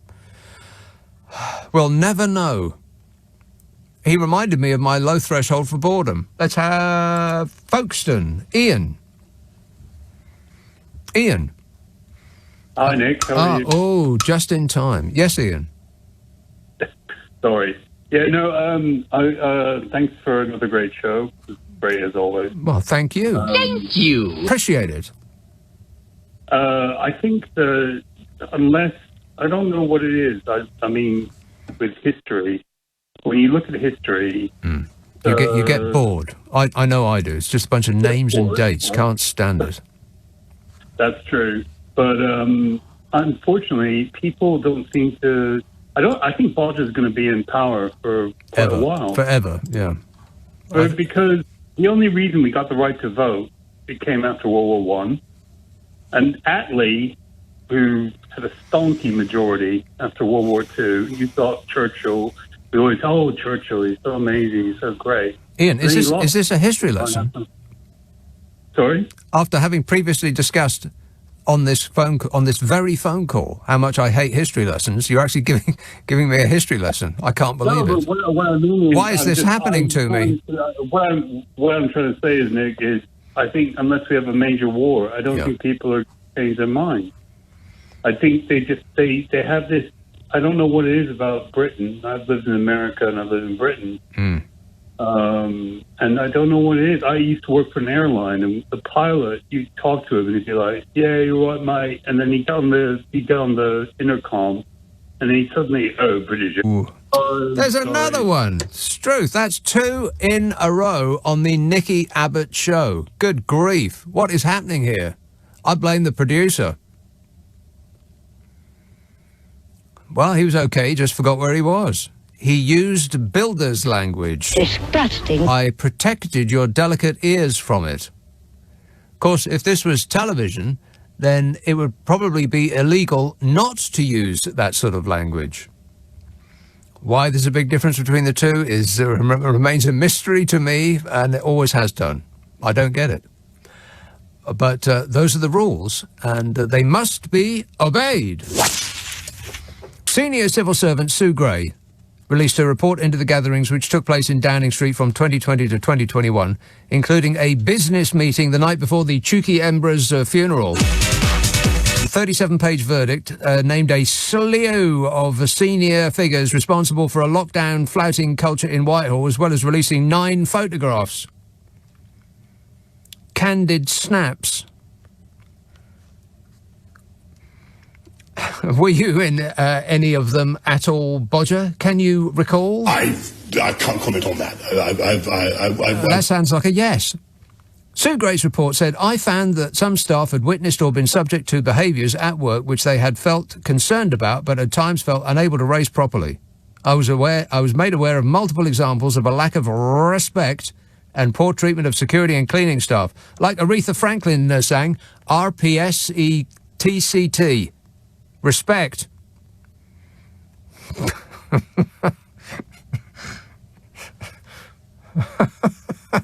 I had no idea I was going to say that. Get Aretha Franklin on the phone. She'll explain. The report found that members drank excessively at gatherings such as the Downing Street Christmas party. Oh, at Jesus' birthday! You believe that? Members drank excessively at gatherings such as the Downing Street Christmas party on December the 18th, 2020, and the next morning cleaners found red wine was spilled up the wall. A leaving do for one of the MPs, one of the PM's members of staff. At that do, the PM can be seen with multiple members of staff, and there are bottles of refreshment on the table in front of them. Booze. At this point in the pandemic, rules prohibited indoor gatherings of 2 or more people. As in, not allowed. An exception was made if the gathering was, quotes, reasonably necessary for work purposes. Is a Christmas party reasonably necessary for work purposes? No. The Working Safely During Coronavirus guidance at the time said only absolutely necessary participants should physically attend meetings and should maintain social distancing of 2 metres. There is nothing in the guidelines that would suggest that drinking, socialising or other types of work event along these lines would have been allowed. And it's hard to be 2 metres apart from somebody if you're sitting on their lap. Bodge. An inside official at Number 10 said they regularly came into work to find a mess. Well, yeah, this guy. Yeah. Wait. Yeah. Oh, God, he's here again. Maybe that's what I'll call him. That's what I'll call him from now on. A mess. Sources inside Downing Street also described party attendees mocking lower-paid members of staff, including but not limited to, security staff when they tried to raise concerns or put a stop to the ongoing party. That's what cleaners faced when they had to come in and fix up the place the next day. These workers were classed as frontline or key workers and were therefore not generally furloughed or able to work from home. And I bet they wouldn't have got any sick pay if they'd actually caught the invisible bat menace. Countless NHS, police and other key industry staff died from coronavirus after continuing to go into work while being laughed at by our leader. In Parliament yesterday, he told the House of Commons he accepts full responsibility for any wrongdoing. He's funny, no? No. Enfield. Hello, Daniel. Hello, Nick. Lovely to speak to you again. Daniel. I've got an idea. Maybe you remember when Vlad the Insane posed for that calendar, and he was on horseback with the shirt off. Maybe that's what. Is that what Bob's going to do? Is going to do on Friday? Oh, we're going to see pictures of him and his budgie smugglers. No. Stop saying it. No, but his cultists would like that. I don't think. I have a theory. Yeah. I have a theory. You say they want to mother him. I think some of them want to feel the Boris bounce with him personally. The Boris bounce. Some of them, I think they. Like the Brill Cream bounce. I think you've said enough, Daniel. I'm feeling bilious just thinking about it. Oh, Struth. No one wants to see that, Bodge. Put it away. Disgusting. Even Carrie is averting her eyes. No, it's not a nudie calendar that Boris Johnson's going to announce on Friday. Let's have a call from Shepherd's Bush. Hello, Sam. Hi, good. How you doing, Nick? You good, right? Thanks, yeah. This is the first time I'm calling your show. I'll call another time to say how I feel about it and how I find your show. But I called in to make a point about the guy that was talking about the taxing the lottery and people's wins. Mm-hmm. I'll be honest with you. He's entitled to his opinion, but I was sickened by it. When I say sickened, I mean sickened, and I tell you why. Yes. England is infamous for taxing for everything. They got council tax, they got road tax, they got VAT tax, even down to inheritance tax. Yeah. I mean, come on. Every kind of tax that's ever been invented, yes. Yes. Let me make some more points. People leave this country and seek citizenship in other countries just to avoid that. Yeah, well, to hell with those people. Okay, and carry on as well. It's been a culture for the last 5, 6, 7, 8, 10 years. It's been a culture for the government to turn around and say, we ain't got the money. We need to make cuts. We're going to cut this. We're going to cut that. And they've been doing it for the last... And it's been getting worse and worse. And I'll be honest with you, right. I'm sorry to sound disappointed, but it's probably going to get even worse. They had the congestion charge. Then they extended it. Then they got the ULEZ charge. Yeah. And now Sadiq Khan's not happy with he wants to extend it to the whole of London. Right, well, the idea is to get vehicles out of the centre of London, for the benefit of people. That's fine, but I'm guarantee you they're going to come up with something extra that's going to be petty and less tax this. I mean, I think... Well, how do you think that people pay for the services that you've just described have been cut? I mean, the two are connected. People pay tax in order to fund those services. Now, the part that's missing is the government that would take the money that they raise on taxes and actually put it to good use, as opposed to, I've got no idea what they do with it, really. I don't. It can't all go to friends and family, can it? Not all of it, surely. It can't all go to donors to the Conservative Party, can it? I mean, there must be a little bit left over, surely. But what they do with that little bit, I have absolutely no idea. And I bet you don't either. Because they don't spend it on the police, and they don't spend it on the NHS, and they don't spend it on the firemen or the nurses. They don't spend it on the schools, and they don't spend it fixing the potholes in the road, and they don't spend it on social care. I've got no idea where it goes, but we know that it goes. They're very, very efficient at disappearing our money.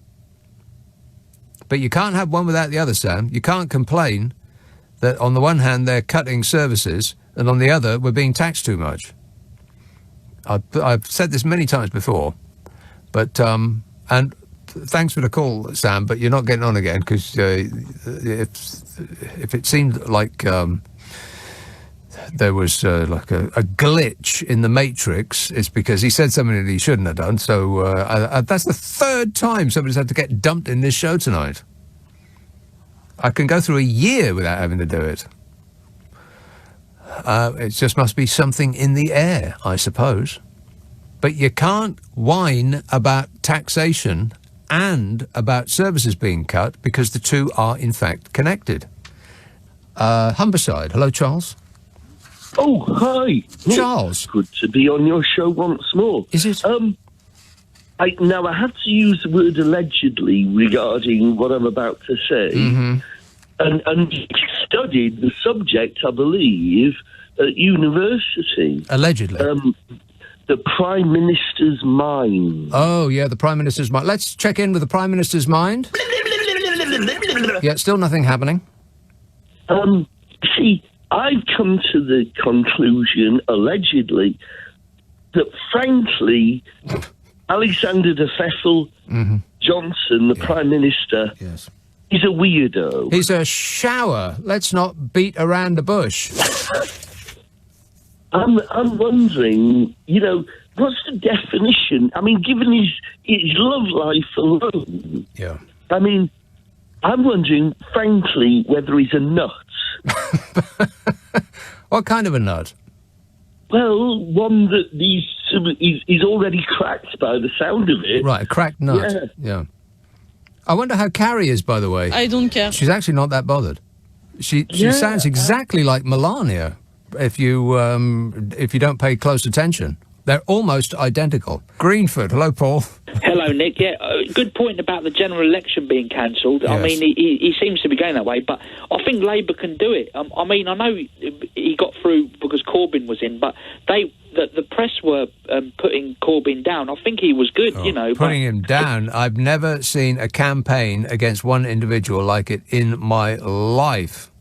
And the reason specifically for it was because Jeremy Corbyn made the mistake of once saying that he would, if he became Prime Minister, look into the overwhelming ownership of I've got that wrong. The ownership of a large number of newspaper titles by a very small number of people.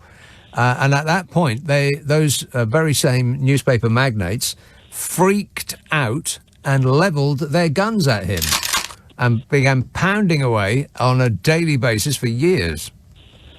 I think Keir Starmer can do it. I think he's formidable enough, don't you think? Formidable? That's not the first word that comes to mind when I think Keir Starmer.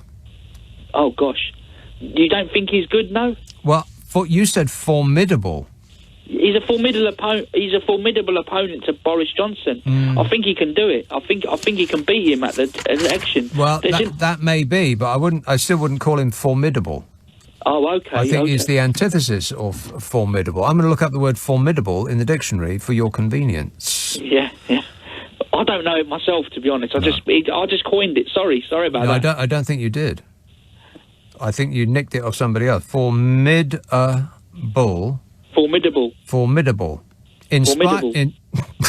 Stop saying that. It's one of those words that you say enough and it doesn't mean anything anymore. Say it again. Formidable. Stop saying that. It says inspiring fear or respect through being impressively large. No. That's not him. But he may be the man to beat Bodge, but I think people will be voting less for Keir Starmer and more against his imperial bodgeness. But the polls do look promising for Sir Keir. Yeah. I mean, I think what it is it's just that the Tories were born to rule, says the sociological books, but they think that. Yeah, because they've been told that their entire life. I believe it's the school what done it. It's the school, isn't it? Yeah. Or maybe they were like that before they went to school, and the school just reinforced that feeling of superiority. Public schools in Oxbridge. I expect that it was instilled in them the moment they put on those stupid tailcoats. Yeah. Public schools and Oxbridge. Yeah, exactly. What kind of a person is Keir Starmer? He's a... Yes? I think he's a... Yes? Yes? Oh, Yes? God, Yes? I'm losing it. What is it? I think he's a DPP. DPP. Wait a minute. No, hang on, don't say another word. DPP. Oh. See, I was going through my mind thinking, what rude words begin with DPP? I thought, why is he making it an acronym? Why is he shortening it? It's probably really, really rude. Disgusting. But you mean the Director of Public Prosecutions? Yeah. Right. No, I was thinking more of a word beginning with F. Can you think of a word beginning with F? And be careful. Warning. Fruit. He's a fruit. No. What kind of a fruit is Keir Starmer? He's frugal. Oh, he's frugal, not a fruit. No. Right, frugal. Right, I was thinking more of a word that begins with F-O-R-M. Formidable. Formidable is the right answer. Would you like to play for the car? Thank you. The car is not available. Always read the label. Terms and conditions apply. So sad. Thanks, Paul. You've been an excellent contestant. Now get off my show. Let's have a call in County Durham. Hello, Sean. Hello, mate. How are you doing? I'm great. Can you tell me why oh God Almighty! Take a breath. Big breath in.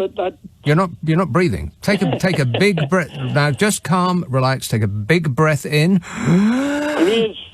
You're not paying attention to anything I'm saying, Sean. Listen to me. Why? What's the point of me even being here? Listen to me, Sean. Can you hear me? Can you hear me? I can hear you, mate. Right. Yeah. Okay. Pay attention to these instructions. Take a deep breath in. Right. He's not doing it.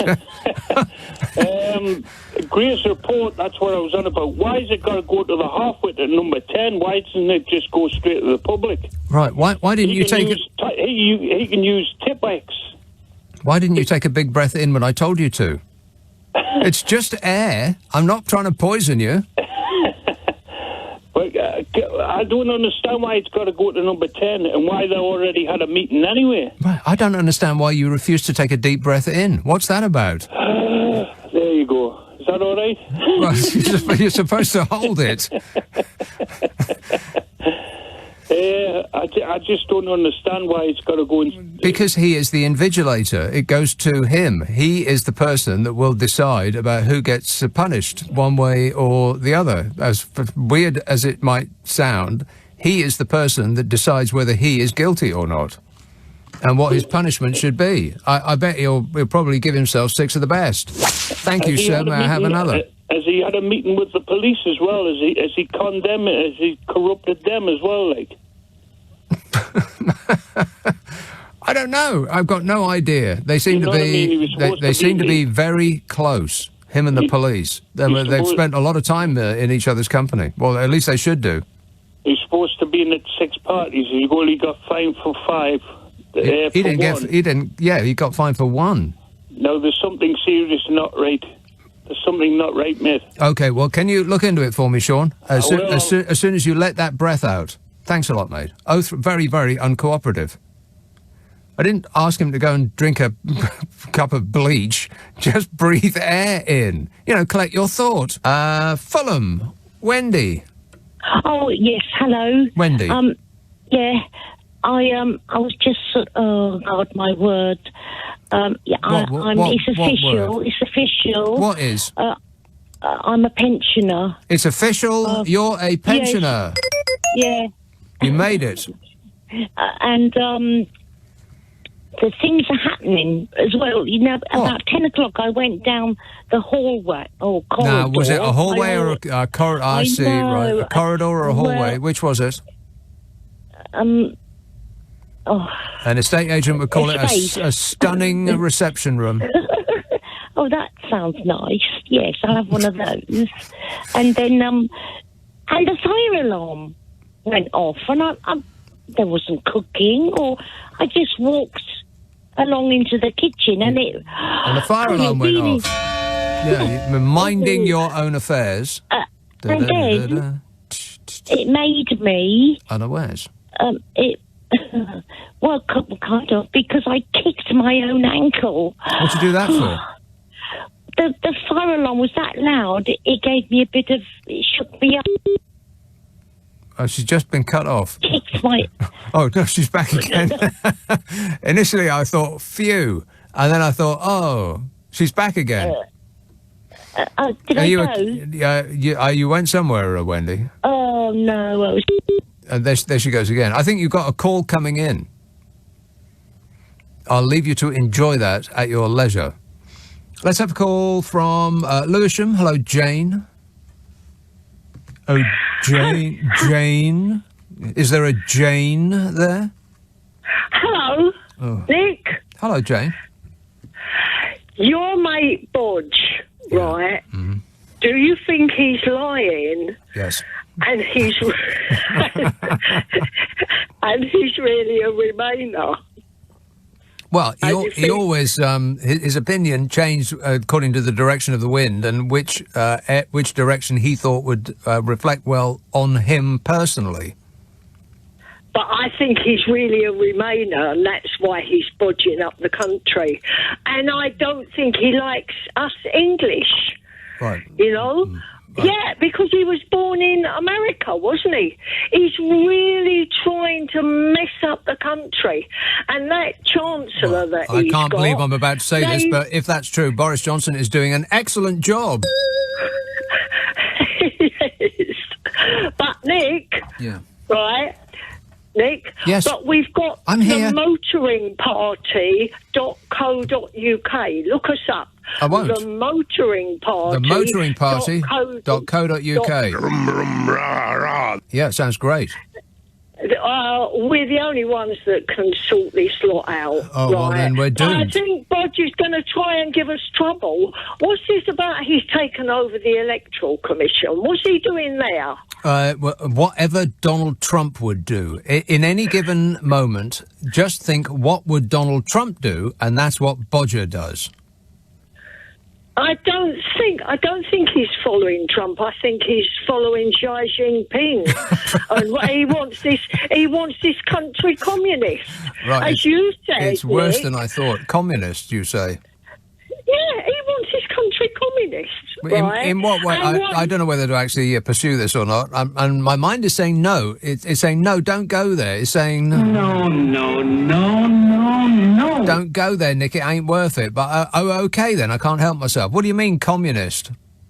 Well, because you said it. You said he's not going to allow... what's the betting? That he doesn't allow a next election. Right, that's not communism. That's communist. It is communist. I'm afraid it's not, though, Jane. I tell you what, the only hope is the motoringparty.co.uk. That's what I heard, the motoring party. I can't wait not to look that website up. Thanks a lot, Jane. Ashford. Hello, Lenny. Good evening, Nick. Lenny.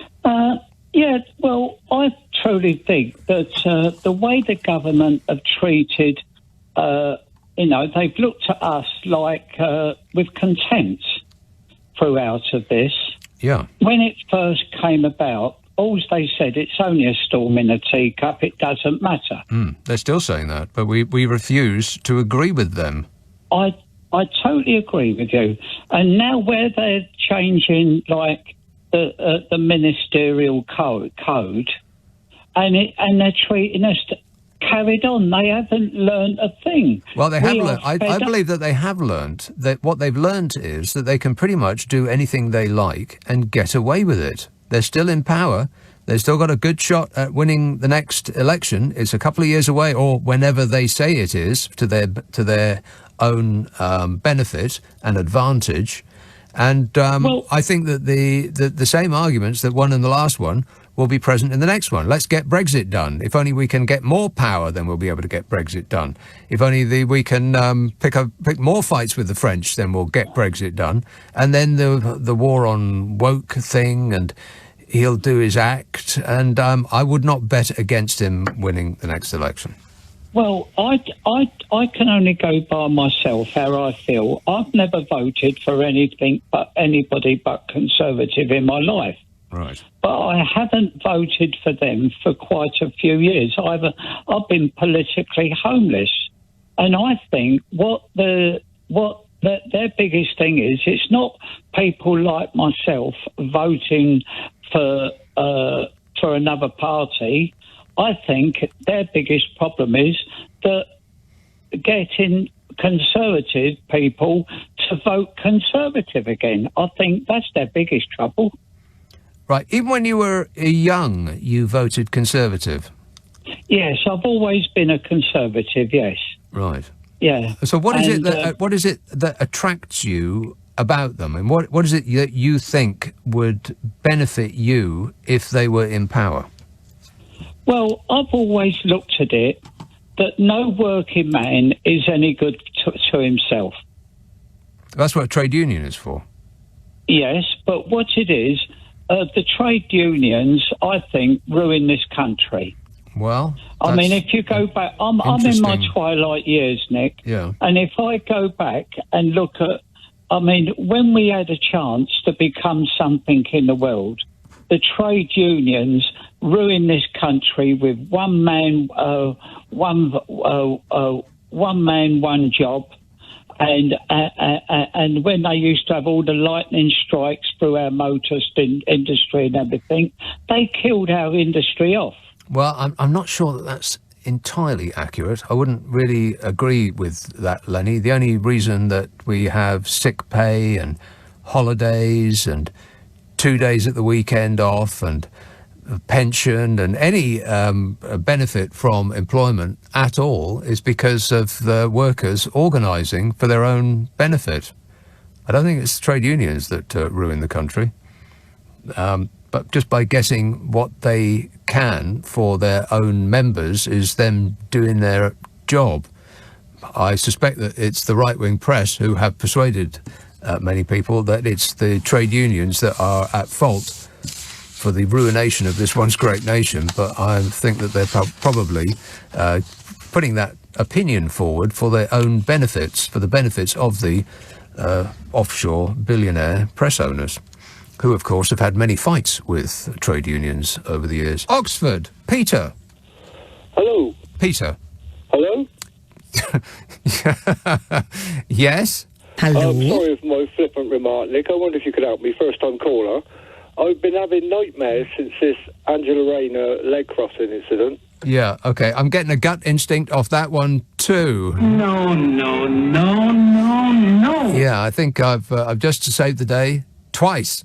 Let's talk about that with John Rentoul. Finally we speak. John is the chief political correspondent at The Independent. You know, there's been some reports that Sue Gray has actually been sort of cast out into the wilderness, perhaps as maybe like a threat, essentially, an unspoken threat to get it right or you're not coming back. I mean, there was a thing in The Guardian or The Observer that says for the past 5 months, Sue Gray has been holed up in a nondescript office along with a handful of young officials.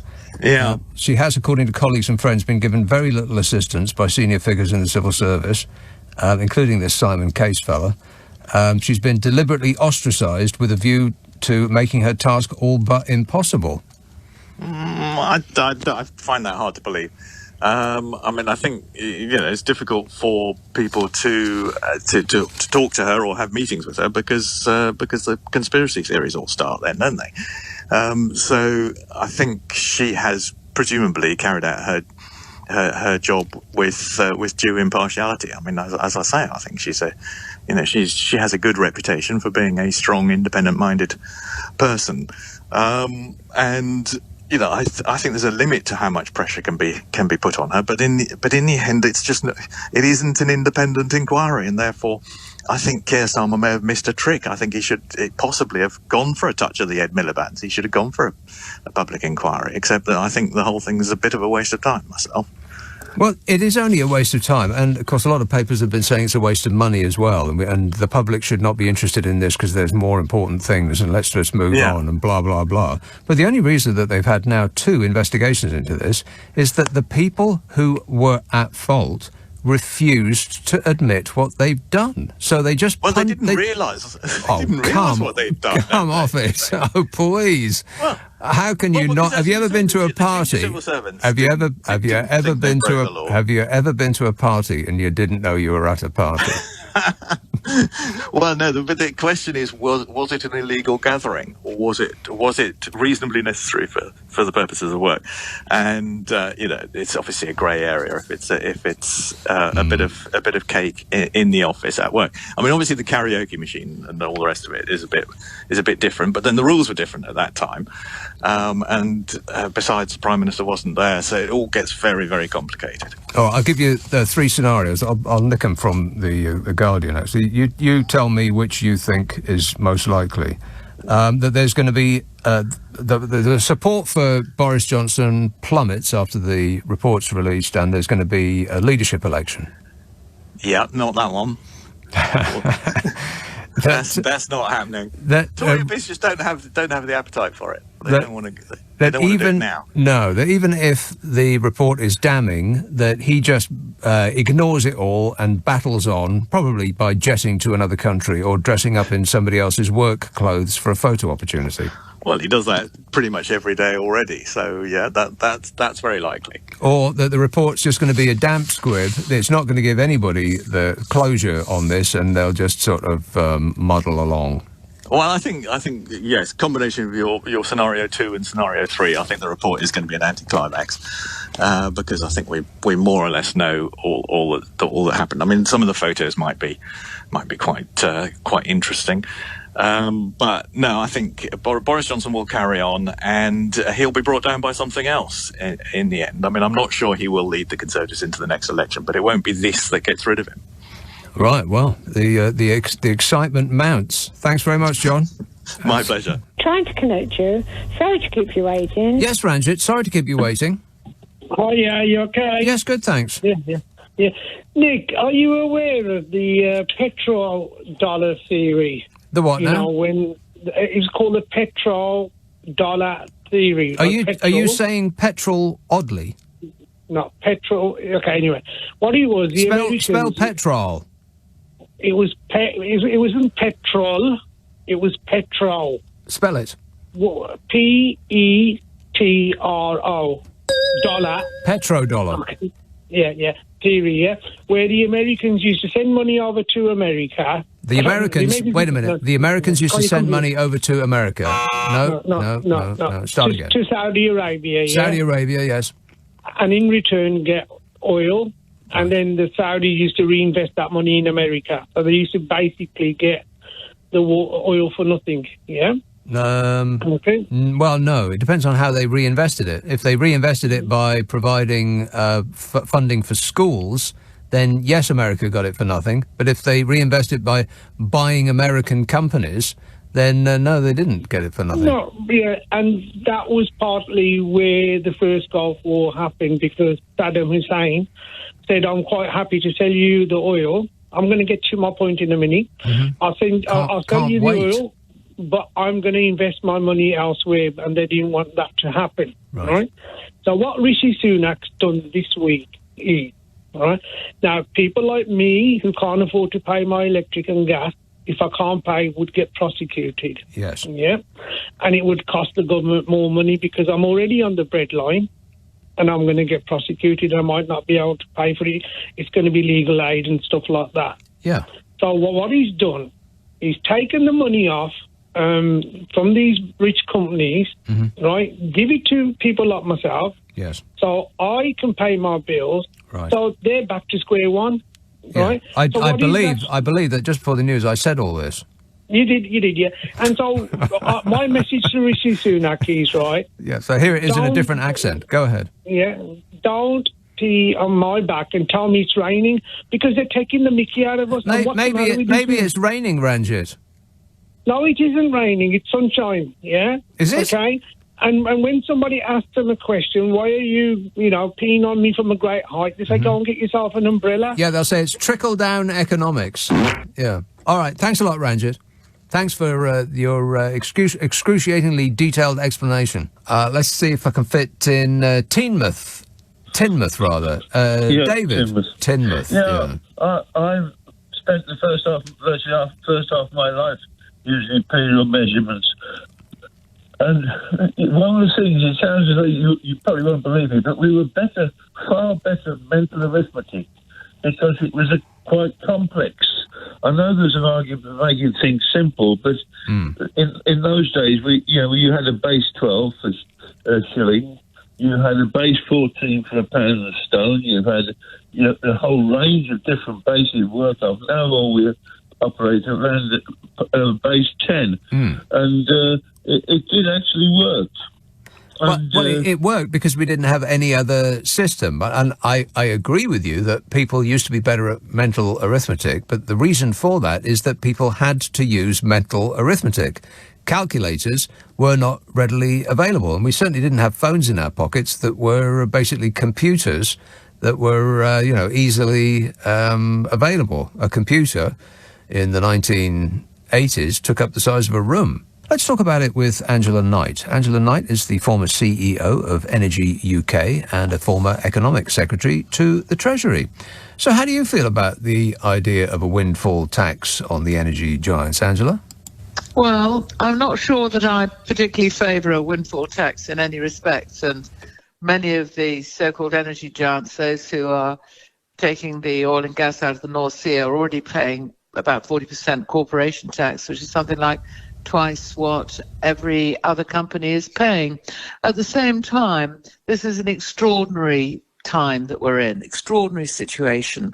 And I do think that there are contributions that need to be made all around the piece, all participants, because the price of energy is very high. There's a poor element of society which does need to be looked after.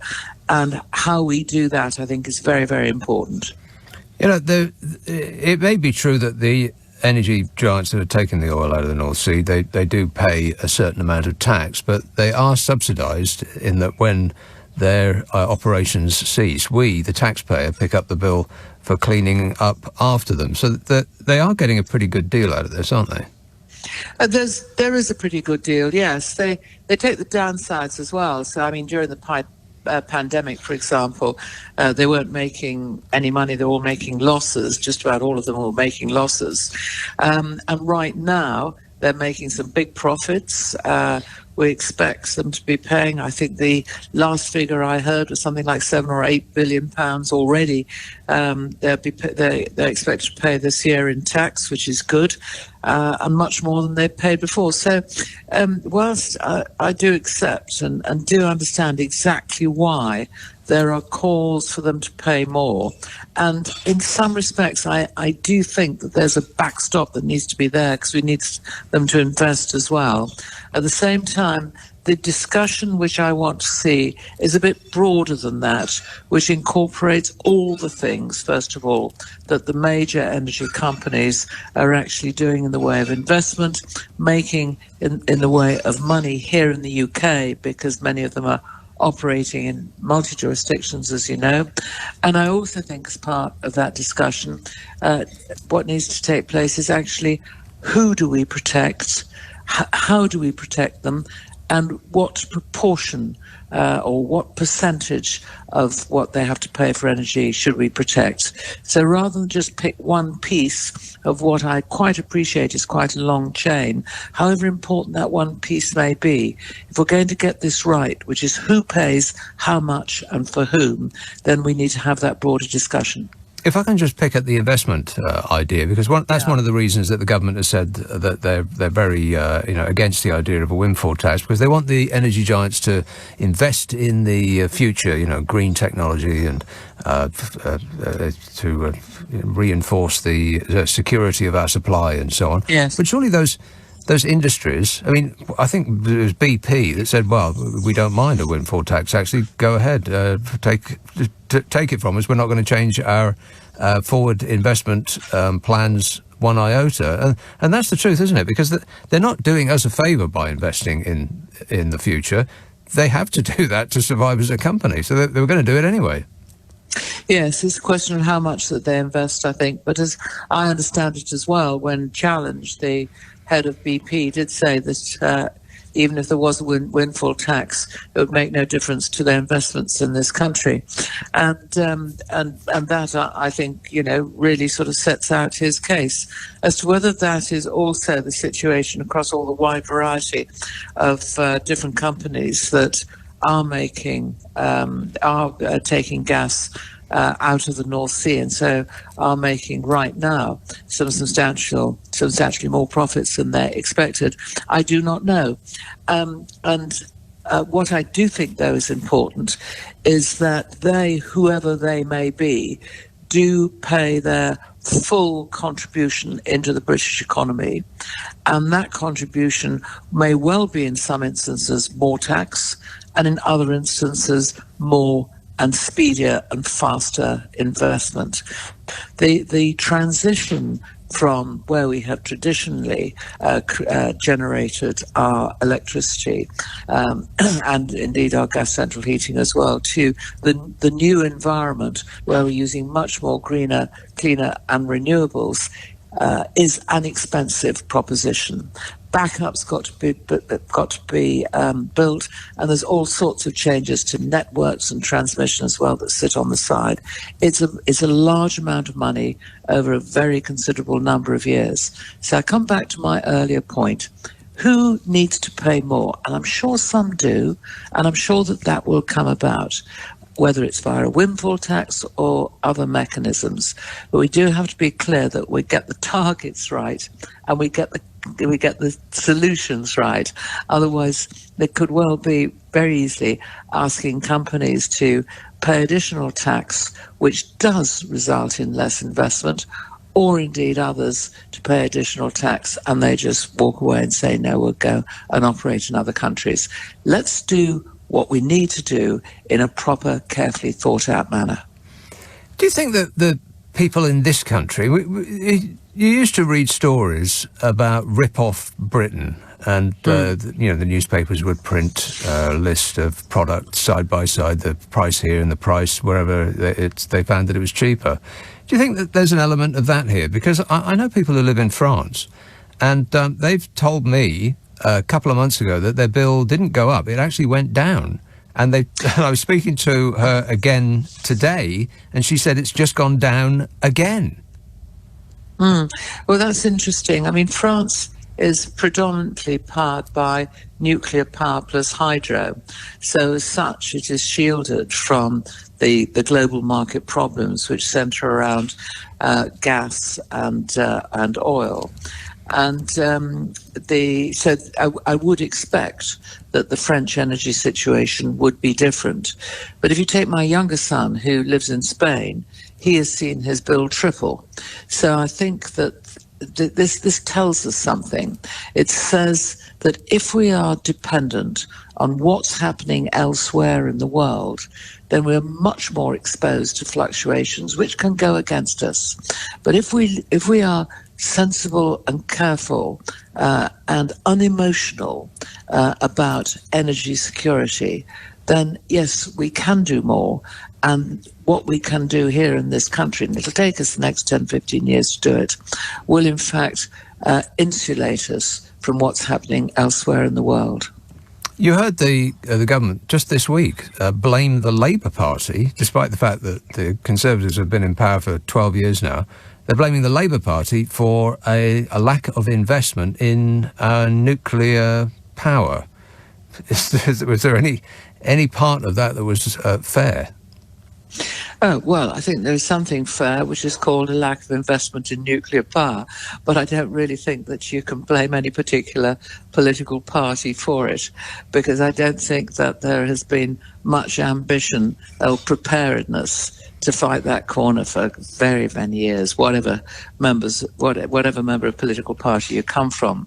And I also believe that sometimes the discussion on nuclear power is massively skewed because, we've got these big power stations here in this country, which had for many years very, very safe nuclear power we've had, and we're now starting to replace them with more big power stations, which take a very long time to build, cost enormous amount of money, and can only be done by governments. In this instance, it's actually coming off the French government balance sheet to build what we have agreed to build. However, locally, Rolls-Royce has developed small-scale, repeatable design nuclear power stations that can be built quickly, cost a lot less money, and therefore can attract investment from other places. What I mean is commercial investments rather than investment from government. That is the sort of decision that needs to be taken. And I quite accept that there will be, no doubt, considerable opposition, particularly from pressure groups, and that has hampered the UK's decision on nuclear power in the past. But right now, with costs being absolutely in people's faces, where the need of security being absolutely in people's faces as well, now's the time to make those decisions to build the nuclear power stations, which will give us not just security in the future, but also not particularly expensive power either. Yeah, that's a tough one, though, isn't it? I mean, people don't even want a wind turbine at the end of their garden, never mind about a nuclear power station of any size. So that's why you use the sites where the nuclear power stations already are at the moment, because they've got the infrastructure, the buildings are there, and you don't need anything like the same amount of space for the new scale, the new designs one that you did for the old. I have great sympathy with people who buy a property and then find something big is going to come right up on their doorstep, and I'm not proposing that. But we have historically built our nuclear power stations in certain places in this country. Well, just redevelop that site. And just finally, do you think that if we had our time again, that people would think it's a good idea to sell off our gas and electricity? I think that's a very good question, actually. And I was thinking back the other day to exactly, what the legislation looked like when it was passed in the UK. And my recollection is at that time the concern was that you would have UK companies buying up UK companies, and there was not a thought that it would go overseas. I'm not inclined to say that we should build Fortress Britain, but I do think that there are some fundamental requirements that are part of our lives where ownership is important. Do I think that it would have made any difference to the issues that we're facing today? No, because I'm afraid we are just in with a very large number of other countries who are facing very considerable difficulties with gas and electricity, with their energy supplies, and actually, from what I've seen, we're doing rather better than others. I appreciate that might not help those who live in this country, but I can say that I'd far rather live here with the decisions that we have taken on energy than I would live in many other European countries where their costs are going up more rapidly than ours, and their security is much less than that which we've got. Thanks very much, Angela. Angela Knight, former CEO of Energy UK and former Economic Secretary to the Treasury. The UK granted asylum in 3 in 4 of the 14,603 applications that it reached a decision on in the 12 months to last March. The rate is higher than previous years because, and I know I've said this already, but it's worth underlining, because when Britain left the European Union, we were no longer bound by the EU's Dublin Agreement, which allowed the UK to reject the claims on the basis that applicants should claim asylum in other European countries they passed through before coming to the UK. When we're in the EU, we could send them back to France. Push them back out to sea, let them drown. But now we're not in the UK. France is saying, nothing to do with it. They do that French thing where they shrug their shoulders and go, I don't care. Brexit has brought you this. Isn't it great?